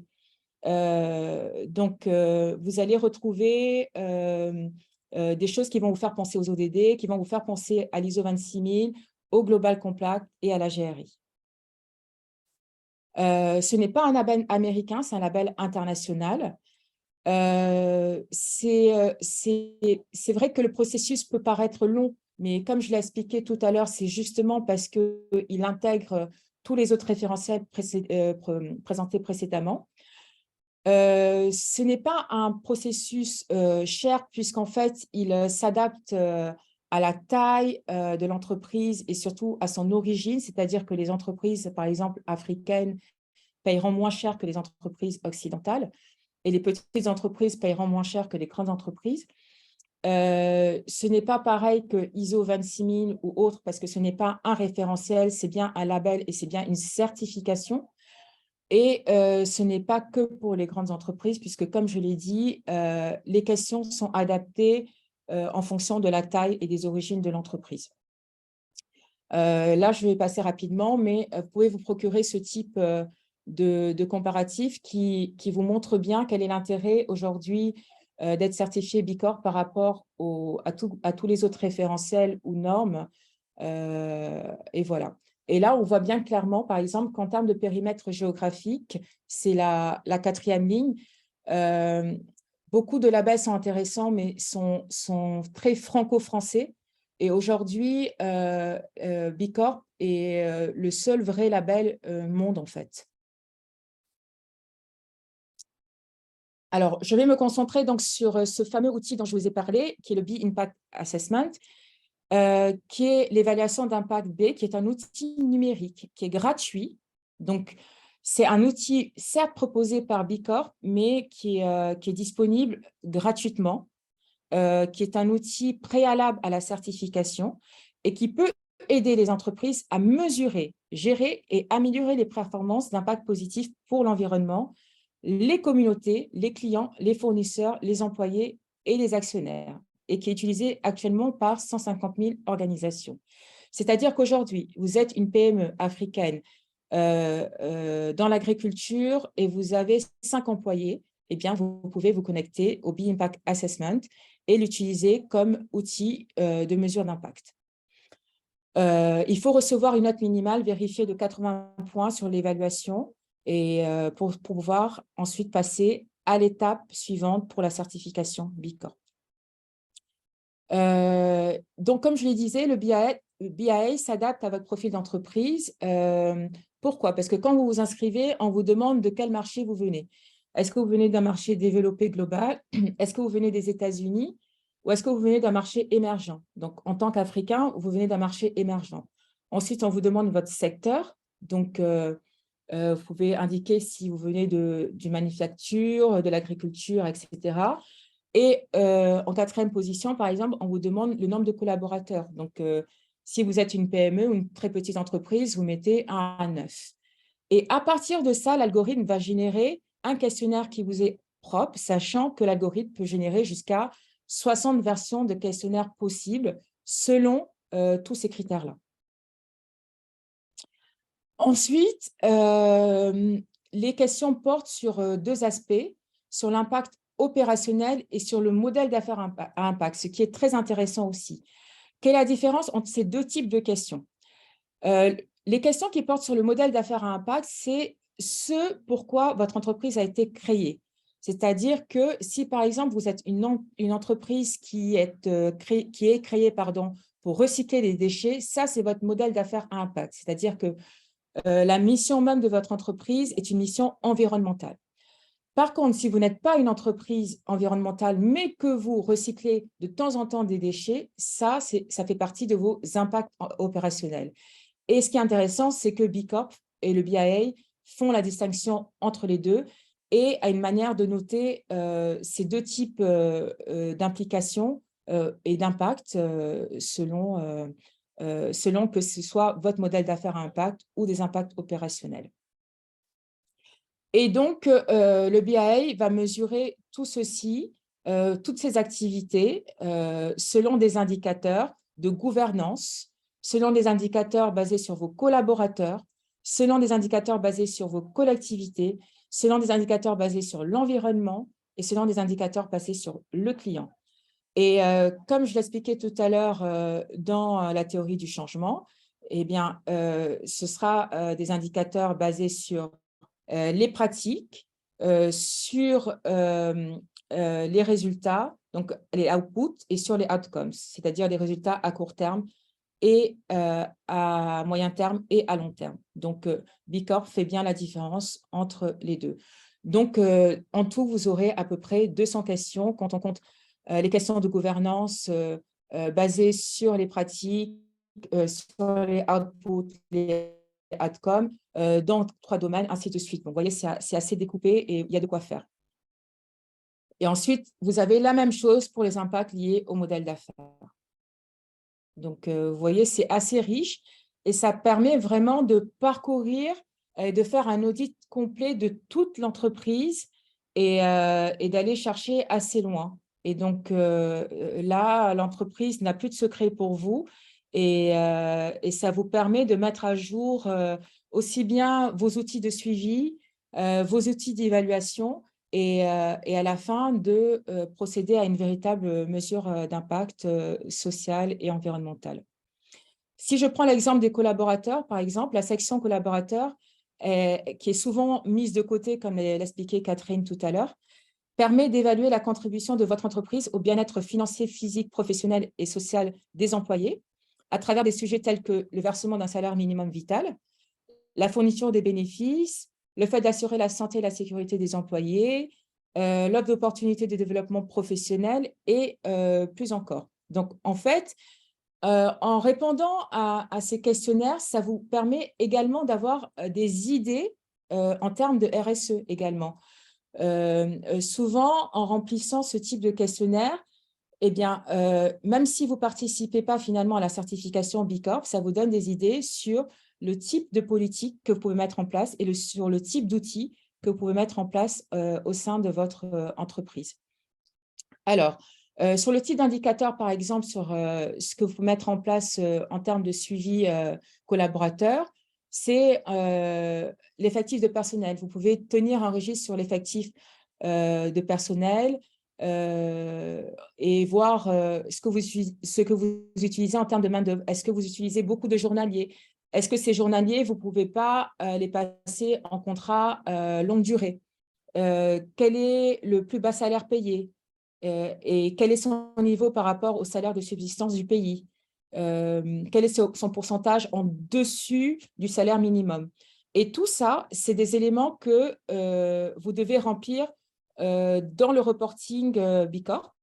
Donc, Bicorp vous incite à avoir un dashboard, un tableau de reporting pour avoir ce type de suivi. Et vous êtes engagé de toute façon au fil du suivi. Vous êtes engagé à ensuite fournir ces pièces justificatives. Ensuite, on vous demande par exemple le pourcentage de participation à l'actionnariat salarié. Pour la santé, bien-être, sécurité, est-ce que vous avez un système de santé ou de couverture médicale pour vos employés? Alors, des fois, c'est des choses plus ou moins officielles. Ça peut très bien être des tontines. Par exemple, en Afrique, on utilise beaucoup le système de tontines. Qu'est-ce que vous proposez en termes de développement de carrière aussi? Est-ce que vous avez un manuel de l'employé? Qu'est-ce que vous proposez à vos employés une fois qu'ils arrivent dans l'entreprise? Comment vous les accueillez? C'est très important. C'est quelque chose, par exemple, le manuel de l'employé qui paraît anodin, mais qui est considéré comme très important, l'accueil des employés par Bicorp et qui, en termes de suivi, rapporte beaucoup de points. Les congés payés, pareil, c'est quelque chose de très important. Comment vous suivez les congés payés? Est-ce que tous vos employés ont réellement des congés payés? Voilà. Et pareil, pour le modèle d'affaires, on vous pose également ce type de questions. Alors, du coup, comment vous faites quand vous êtes une PME et que vous voulez tenir un reporting? Eh bien, vous mobilisez quelqu'un au niveau des ressources humaines ou à la direction générale et vous tenez des documents. Vous avez un manuel employé, vous avez un baromètre interne, vous avez un document d'accord d'entreprise et vous avez tout simplement, comme je disais, un dashboard, un document Excel où vous tenez à jour vos salaires, vos registres d'employés, le pourcentage de femmes dans l'entreprise, les âges, les diplômes de vos salariés, etc. Du coup, ces documents de reporting, de suivi, doivent refléter la capacité de l'entreprise à proposer une politique de rémunération juste et généreuse. Ces documents doivent refléter la capacité de l'entreprise à protéger ses salariés et à leur offrir de bonnes conditions, un équilibre de vie pro et perso et des avantages au service de leur bien-être. Ces documents doivent évaluer la capacité de l'entreprise à faire progresser et évoluer ses salariés. N'oubliez pas les formations, très important. Ces documents doivent déterminer si l'entreprise mesure le bien-être et la satisfaction de ses employés. Vous pouvez tout simplement proposer un questionnaire de satisfaction à l'intérieur de l'entreprise, 1 à 2 fois par an, et tout simplement produire un rapport basé sur ce questionnaire. Voilà. Alors, une fois que vous avez récolté toutes ces données et que vous avez fait le suivi, l'évaluation, la mesure d'impact, notamment grâce à ce BIA, vous allez pouvoir passer à la communication. Comment vous faites? À travers un rapport d'impact. Et là, c'est très simple. Par exemple, sur la gouvernance, là encore, le BIA vous aide en vous posant certaines questions. Et c'est encore une fois grâce, moi, ce que je fais, c'est que j'utilise beaucoup le BIA pour pouvoir récolter auprès de mes clients certaines données, certains indicateurs. Et en fait, c'est ces indicateurs, ces données plus ou moins chiffrées qu'on recueille pour pouvoir ensuite faire le rapport d'impact. Par exemple, en termes de gouvernance, le BIA demande que l'entreprise ait bien dans ses statuts sa raison d'être.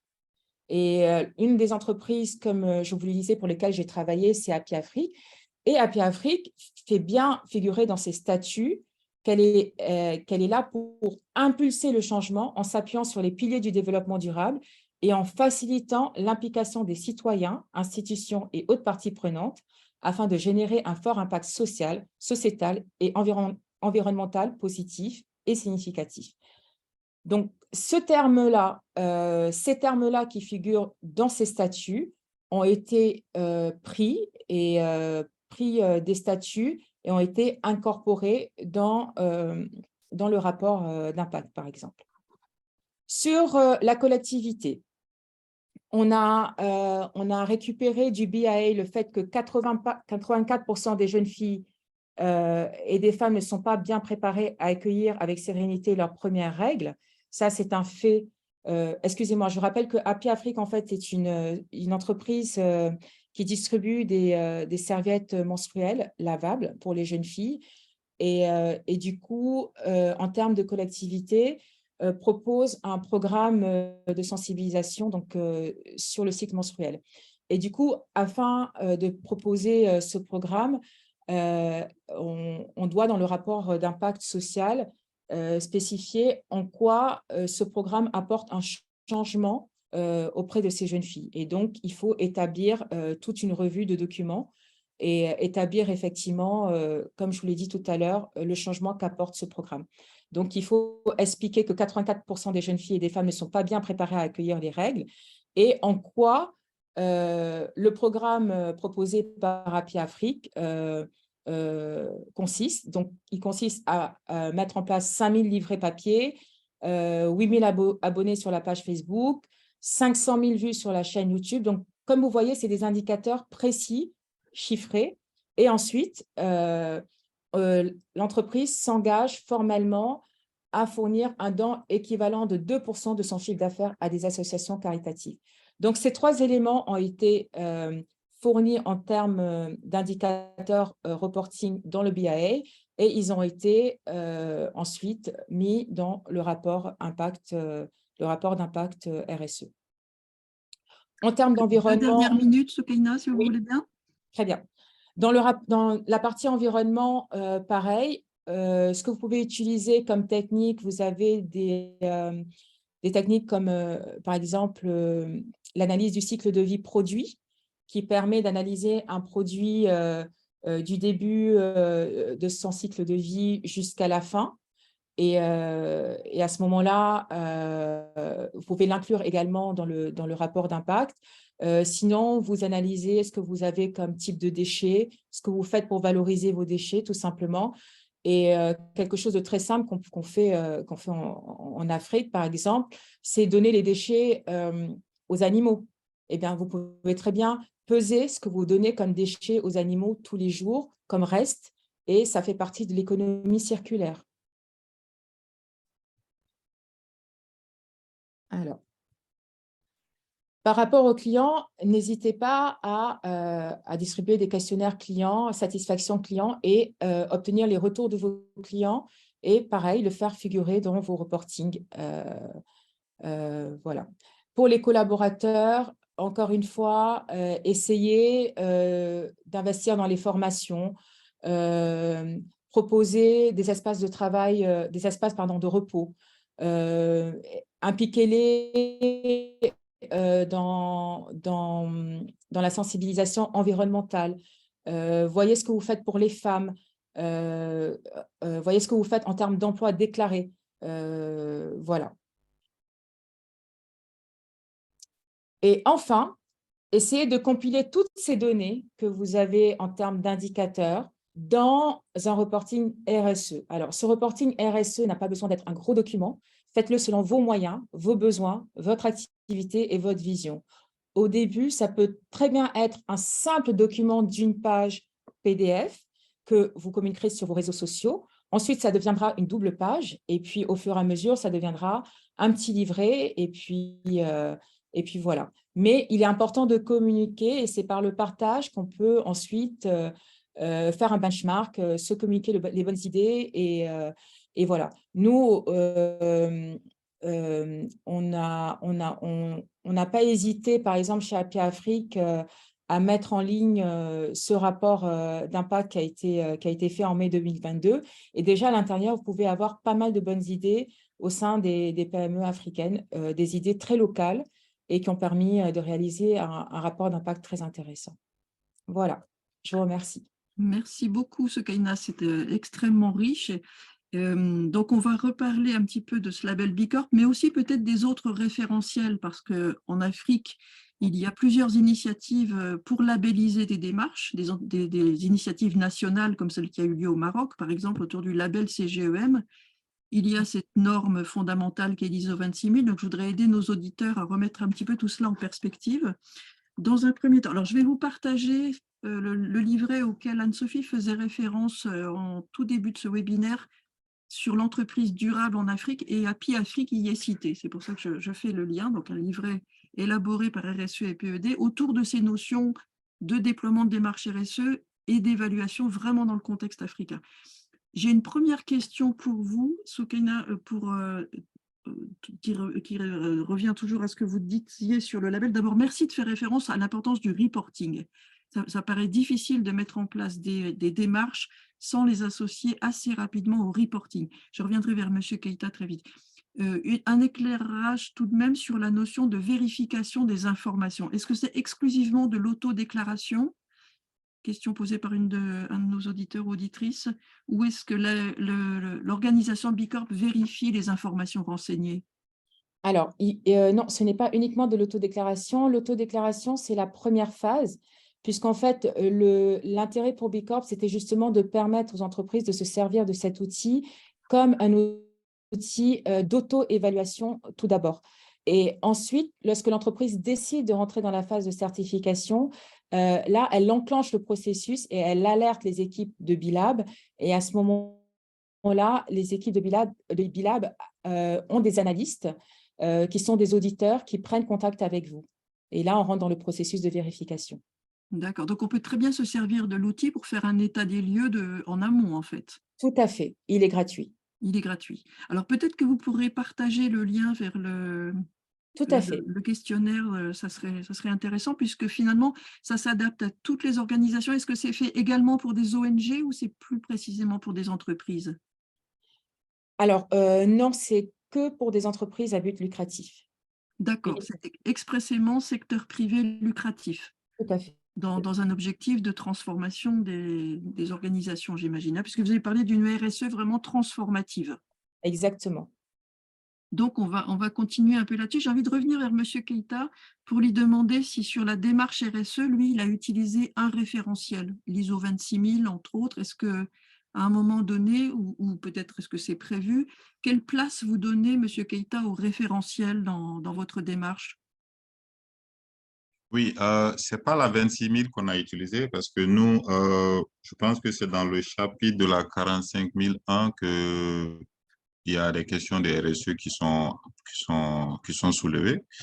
Et la 26 000, on n'en a pas parlé encore parce qu'on n'a pas eu d'exigence de l'obtenir. Et les 3 déjà qu'on a obtenus étaient assez suffisants pour déjà le parcours qu'on a eu. Mais bon, si nos clients pensent ou nos partenaires pensent qu'on doit aller vers la 26 000, je pense qu'on prendra le train avec eux. D'accord. Bon, en tout cas, vous êtes très ouverts, et vous le répétez tous les deux, aux attentes des parties prenantes, hein, qu'elles soient les clients pour Yara Oil ou l'ensemble des parties prenantes, comme c'est cité beaucoup dans le label Bicorp. Alors, l'entreprise, elle n'est jamais seule, elle a un écosystème autour d'elle et elle travaille plus facilement sur la RSE si tout le monde va dans le même sens. Est-ce que les gouvernements, est-ce que les partenaires financiers, on va peut-être dire un mot, M. Keita, dans votre expérience, est-ce que tout le monde est engagé? Est-ce que le partenaire financier vous aide autant que le client aujourd'hui? Déjà, oui, en termes de partenaires financiers, c'est vrai qu'on travaille avec des structures, mais ces partenaires ne sont pas aussi impliqués que nos clients. Côté normalisation de tout ça, c'est qu'eux, ils veulent juste s'assurer que le business en termes de paiement, retour sur paiement sont assurés. Mais c'est surtout nos clients qui sont assez exigeants de ce côté. Donc, et de notre côté également, comme on se réclame étant une société citoyenne, donc on sent qu'on a un rôle également à jouer dans cette société. On devient un modèle en fait et il faut qu'on donne le bon exemple. Donc, c'est tout ça qui nous a poussé à aller vers cet idéal. Alors, donc vous confirmez que tout ce que vous faites là, c'est sur la base du volontariat. Il n'y a pas d'obligation qui pèse sur vous sur ces sujets aujourd'hui. il y a beaucoup plus de volontariat et on sait qu'au bout, il y a quelque chose à gagner dedans. Donc, ce qu'on gagnera, comme je l'ai montré, on a une très belle appréciation déjà de la société et également de nos clients et on sait que ça va nous ouvrir pas mal de portes. Oui, d'accord. Alors, l'ISO 26000, c'est une démarche qui est rarement demandée en tant que telle par une partie prenante extérieure, mais c'est plutôt une norme qui permet à l'entreprise elle-même de structurer sa démarche. Donc, c'est probable que personne ne va demander l'ISO 26000 à une entreprise. En revanche, si vous voulez prendre en compte et en profondeur et dans le temps toute la structuration de votre démarche, l'ISO 26000 est extrêmement structurante. Et donc, c'est intéressant de savoir que le label B Corp, en tout cas l'assessment, prend en compte aussi l'ISO 26000. Et ça me ramène aux cadres qui sont en train d'être mis en place au Sénégal, notamment depuis plus de 10 ans maintenant, ou au Maroc, ou au Bénin, c'est les chartes RSE nationales. Soukaina, quel rapport vous faites? Qu'est-ce que vous conseilleriez comme démarche à suivre? Est-ce qu'il s'agit, je me place dans le cadre du Sénégal, par exemple, où vous êtes, donc l'organisation de Philippe Barry a mis en place avec le gouvernement et le patronat une charte de la RSE qui est, je crois, basée sur l'ISO 26000. Comment vous articulez les deux approches? Est-ce que c'est la même chose? Est-ce que c'est une continuité? Alors, c'est une bonne question. À ce moment-là, en fait, ce qu'on pourrait proposer aux entreprises, c'est que la labellisation B Corp permet d'avoir en fait une visibilité internationale et mondiale. Alors, la charte RSE permettrait à l'entreprise d'avoir un engagement effectivement interne et permettrait de servir ensuite de justificatif dans certaines catégories d'indicateurs pour B Corp. C'est comme ça que je le verrai. D'accord, donc d'abord peut-être articuler sa démarche autour de la charte, et puis le label, c'est vrai, apporte la visibilité en plus. C'est ça. Donc on passe là sur la partie communication des démarches. Voilà. Je rebondis sur un petit commentaire qui est fait là. Donc la RSE, effectivement, c'est quasiment tout le temps volontaire. La norme ISO 26000 est une norme de principe de mise en place de RSE également tout à fait volontaire. Néanmoins, on sait qu'on a une réglementation qui se construit, donc qui pousse les entreprises en avant, parce que ce qui était d'ordre volontaire hier ne l'est plus aujourd'hui. Et en Europe et probablement en Afrique demain, le reporting RSE est quelque chose d'obligatoire dès lors que l'entreprise a passé certains seuils de nombre de collaborateurs ou de chiffre d'affaires. Donc ce reporting RSE, il y a plusieurs questions là-dessus, on peut quand même s'en dire un mot, il doit être comparable d'entreprise en entreprise. Donc ça, c'est quelque chose qui doit pousser justement à choisir un référentiel. Alors la GRI, c'est justement des normes d'un référentiel sur le reporting lui-même. Pourquoi se rendre comparable? Parce qu'en fait, on va associer rapidement tout de même la performance RSE et la performance financière pour aller vers une notion d'entreprise durable. L'entreprise en 2030, il faut qu'elle ait atteint des objectifs sur l'environnement, sur le social, autant que sur le volet économique. Donc ces notions de performance et la notion d'indicateur et de mesure d'impact que vous évoquiez, Soukaina, ça va devenir, je pense, de plus en plus important. Donc il y a beaucoup d'obligations qui pèsent en Europe, et elles ne pèsent pas encore beaucoup en Afrique, à ma connaissance. Est-ce que vous-même, vous n'avez aucune obligation, Monsieur Keita, sur le reporting ou la communication de votre démarche? Alors, vous m'entendez? Je sens Oui, que... je vous entends, oui. Voilà. Tout à fait. Déjà, nous, on communique, c'est que on a un département communication qui s'occupe de la diffusion de tout ce qu'on entreprend. Et on est sur Facebook, les réseaux sociaux, on les utilise, Facebook, LinkedIn, WhatsApp et tout ce qu'il faut. Et par rapport au reporting, on en fait, mais bon, ça ne doit pas être sous la même forme appelée reporting RSE. Parce que déjà, on est toujours audité. Une fois par an, on viendra nous auditer par rapport à nos différentes normes, nos certificats qu'on vient de recevoir. Donc, on est toujours dans cette dynamique de garder, de faire un refresh de tout ce qu'on fait et de recouper nos informations. On a des tableaux qu'on doit renseigner mensuellement et à l'arrivée de l'auditeur, c'est des séances de travail qu'on a avec eux.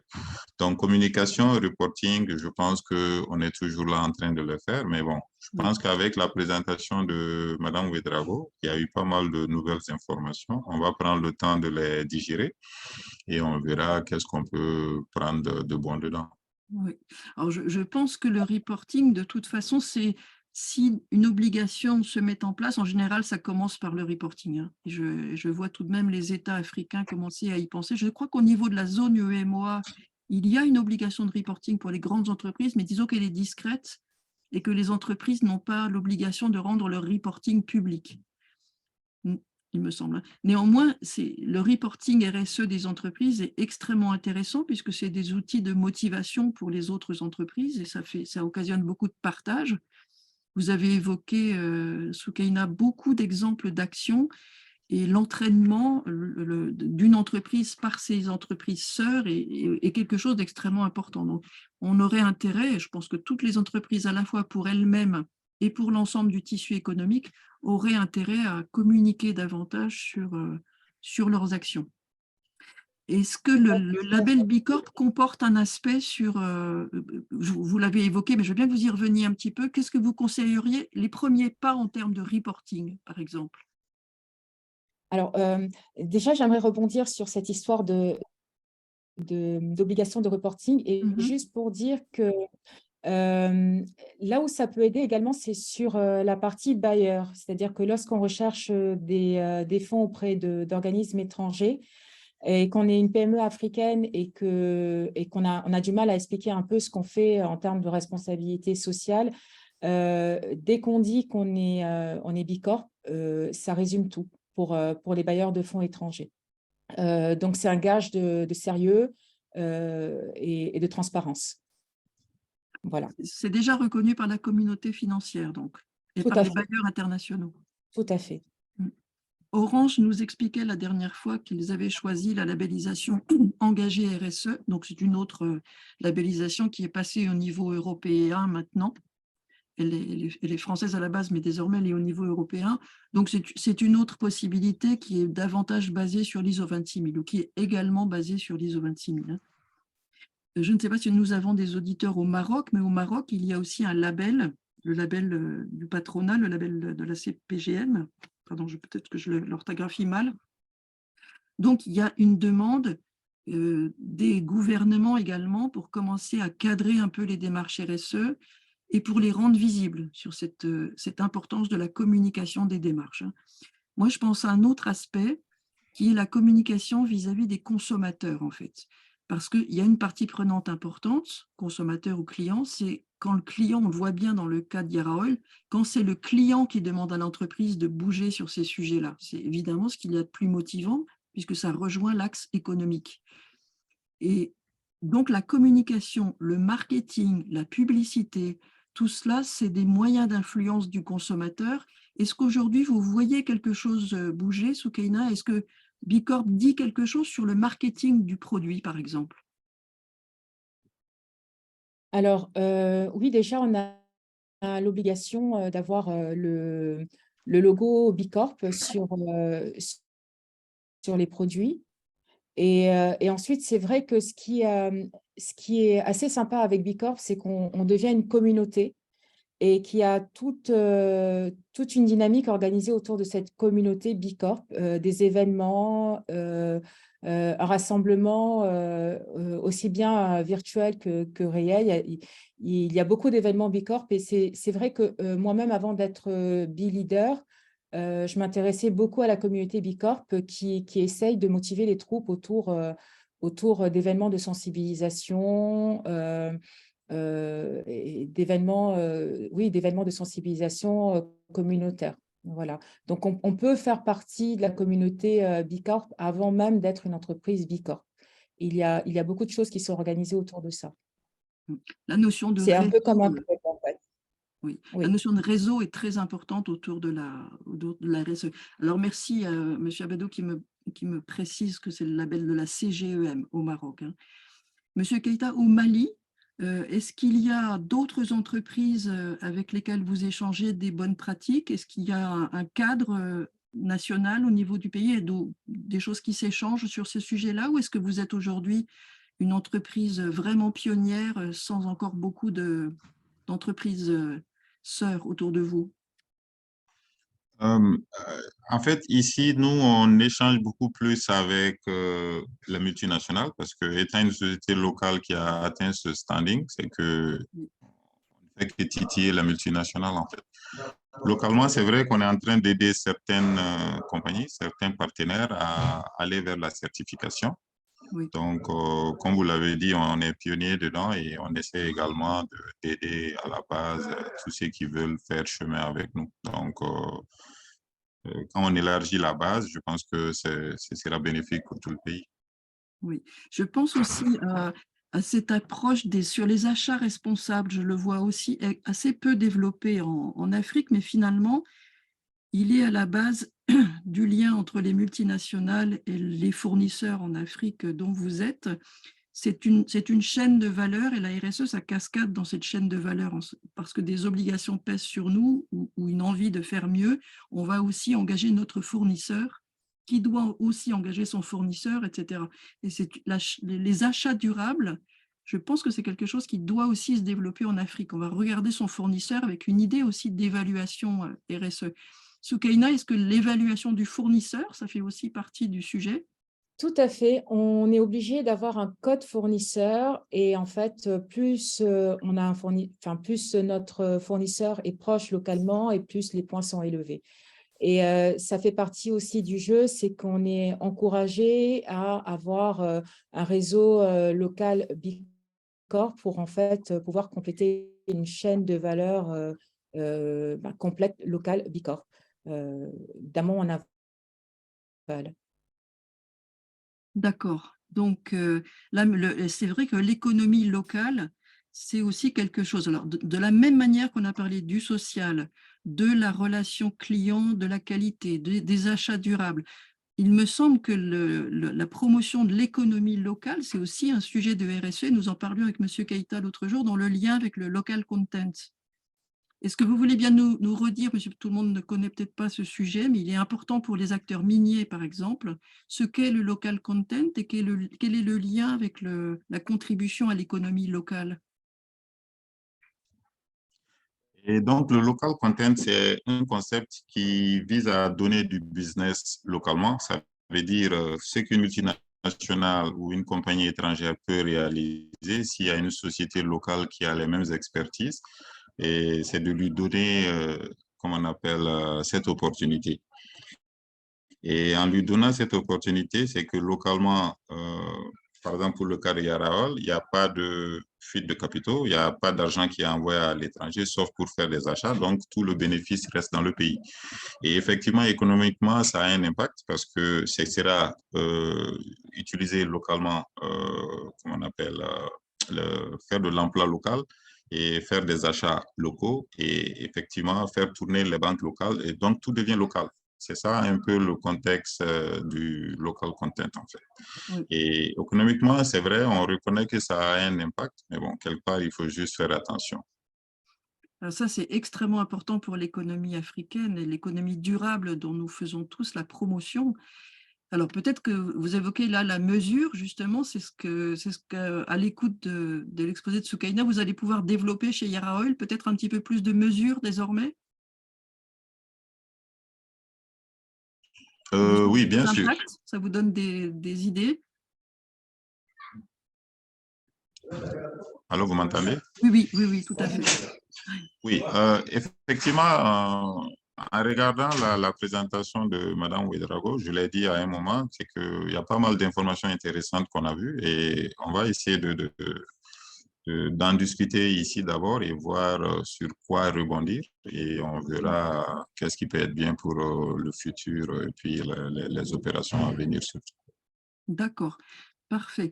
Alors, s'il n'y a pas d'autres questions dans le public, je laisse chacune mettre une question, un commentaire éventuellement dans le chat. On va s'acheminer vers la fin de notre webinaire. En tout cas, donc d'autres questions, je vous en prie, on a encore 5 minutes devant nous, on a le temps, n'hésitez pas. Moi, je vous remercie beaucoup pour vos approches de terrain, aussi de réflexion et pour l'adaptation au contexte africain tel qu'on souhaitait faire ce webinaire, hein, cette sensibilisation autour de la RSE.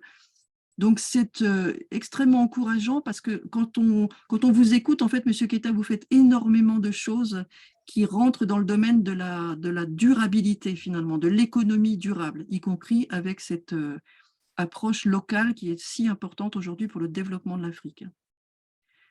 Est-ce que vous voulez Tout à un mot fait. de conclusion, peut-être, chacun d'entre vous?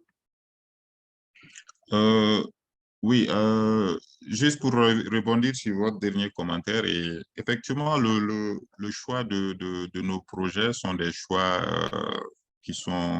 qu'on reconnaît être des choix soutenus parce qu'on veut que ça soit dans la durée et que ça profite également aux bénéficiaires pour longtemps. Donc, on évite de faire des choses ponctuelles. Et c'est pour cela, même dans la sélection, tous ces critères sont mis sur la table, en fait, pour évaluer un projet et puis voir également où est-ce qu'on s'en va et pour combien de temps. En mot de conclusion, moi, je remercie beaucoup plus RSE et PED pour l'invitation de Yara et on était ravis d'être là et de parler de Yara déjà et puis de parler de notre approche RSE, de tout ce qu'on a pu réaliser ou une partie de ce qu'on a réalisé et ce qu'on a gagné dedans. En espérant que cet exemple servira de modèle déjà pour certaines personnes et puis certaines compagnies et puis on reste quand même ouvert. S'il y a des suggestions par rapport à ce qu'on aurait manqué ou par rapport à notre futur, d'autres opportunités, eh bien, on est ouvert à tout ça. Donc, c'est ce qui fait un peu notre force aujourd'hui. On n'est pas fermé, mais bon, on reste prudent quand même dans notre développement. On a une démarche à suivre et puis on a une certaine vision.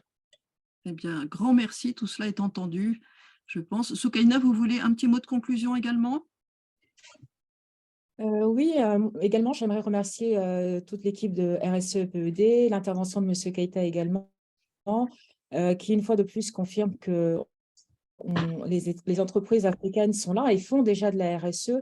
Je pense que tout est question aujourd'hui maintenant de formaliser et peut-être aussi d'avoir tout simplement un cadre. Et je pense qu'il faut se diriger vers une question de formalisme, un peu comme aujourd'hui on formalise de la gestion de projet ou de la finance. Eh bien, il faut faire la même chose avec la RSE, avoir une certaine discipline de suivi, d'indicateurs et s'y atteler. Voilà. Tout à fait, merci beaucoup. Et puis donc, on va de plus en plus parler d'économie durable hein, pour bien intégrer cette notion-là dans le modèle de l'entreprise.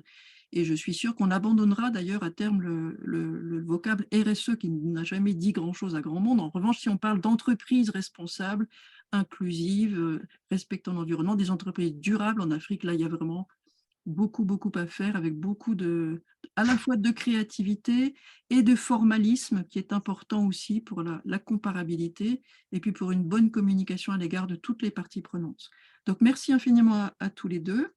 Anne-Sophie, je te rends la parole peut-être pour clore cette session. Exactement. Bah, écoute, merci beaucoup Catherine pour ta présence et cette brave modération. Bah, je remercie à nouveau les deux intervenants qui sont intervenus à tes côtés. Monsieur Keita pour la présentation de Yara. J'ai bien aimé votre dernière posture de rester à l'écoute et de prendre les conseils. C'est vraiment, voilà, j'ai trouvé que vos deux présentations étaient à la fois très complètes et complémentaires.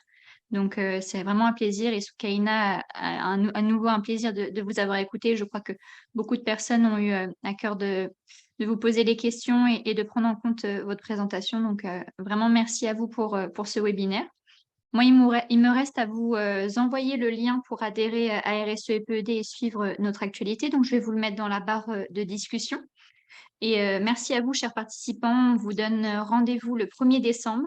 Donc, on avait eu un petit changement dans l'agenda. Donc là, on se donne rendez-vous le 1er décembre pour le webinaire qui abordera le thème de la mise en place de la démarche RSE.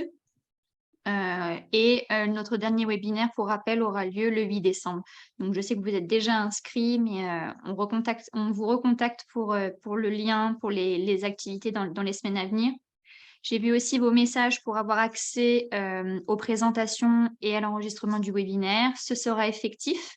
Je rappelle que nous mettons les vidéos sur notre page YouTube RSE et développement et également sur notre site internet. Voilà ce que je pouvais vous dire. Je vous remercie à nouveau pour votre présence et pour ce webinaire très enrichissant. Et je vous dis au prochain webinaire le 1er décembre, jeudi 1er décembre. Merci à vous tous. Et au revoir.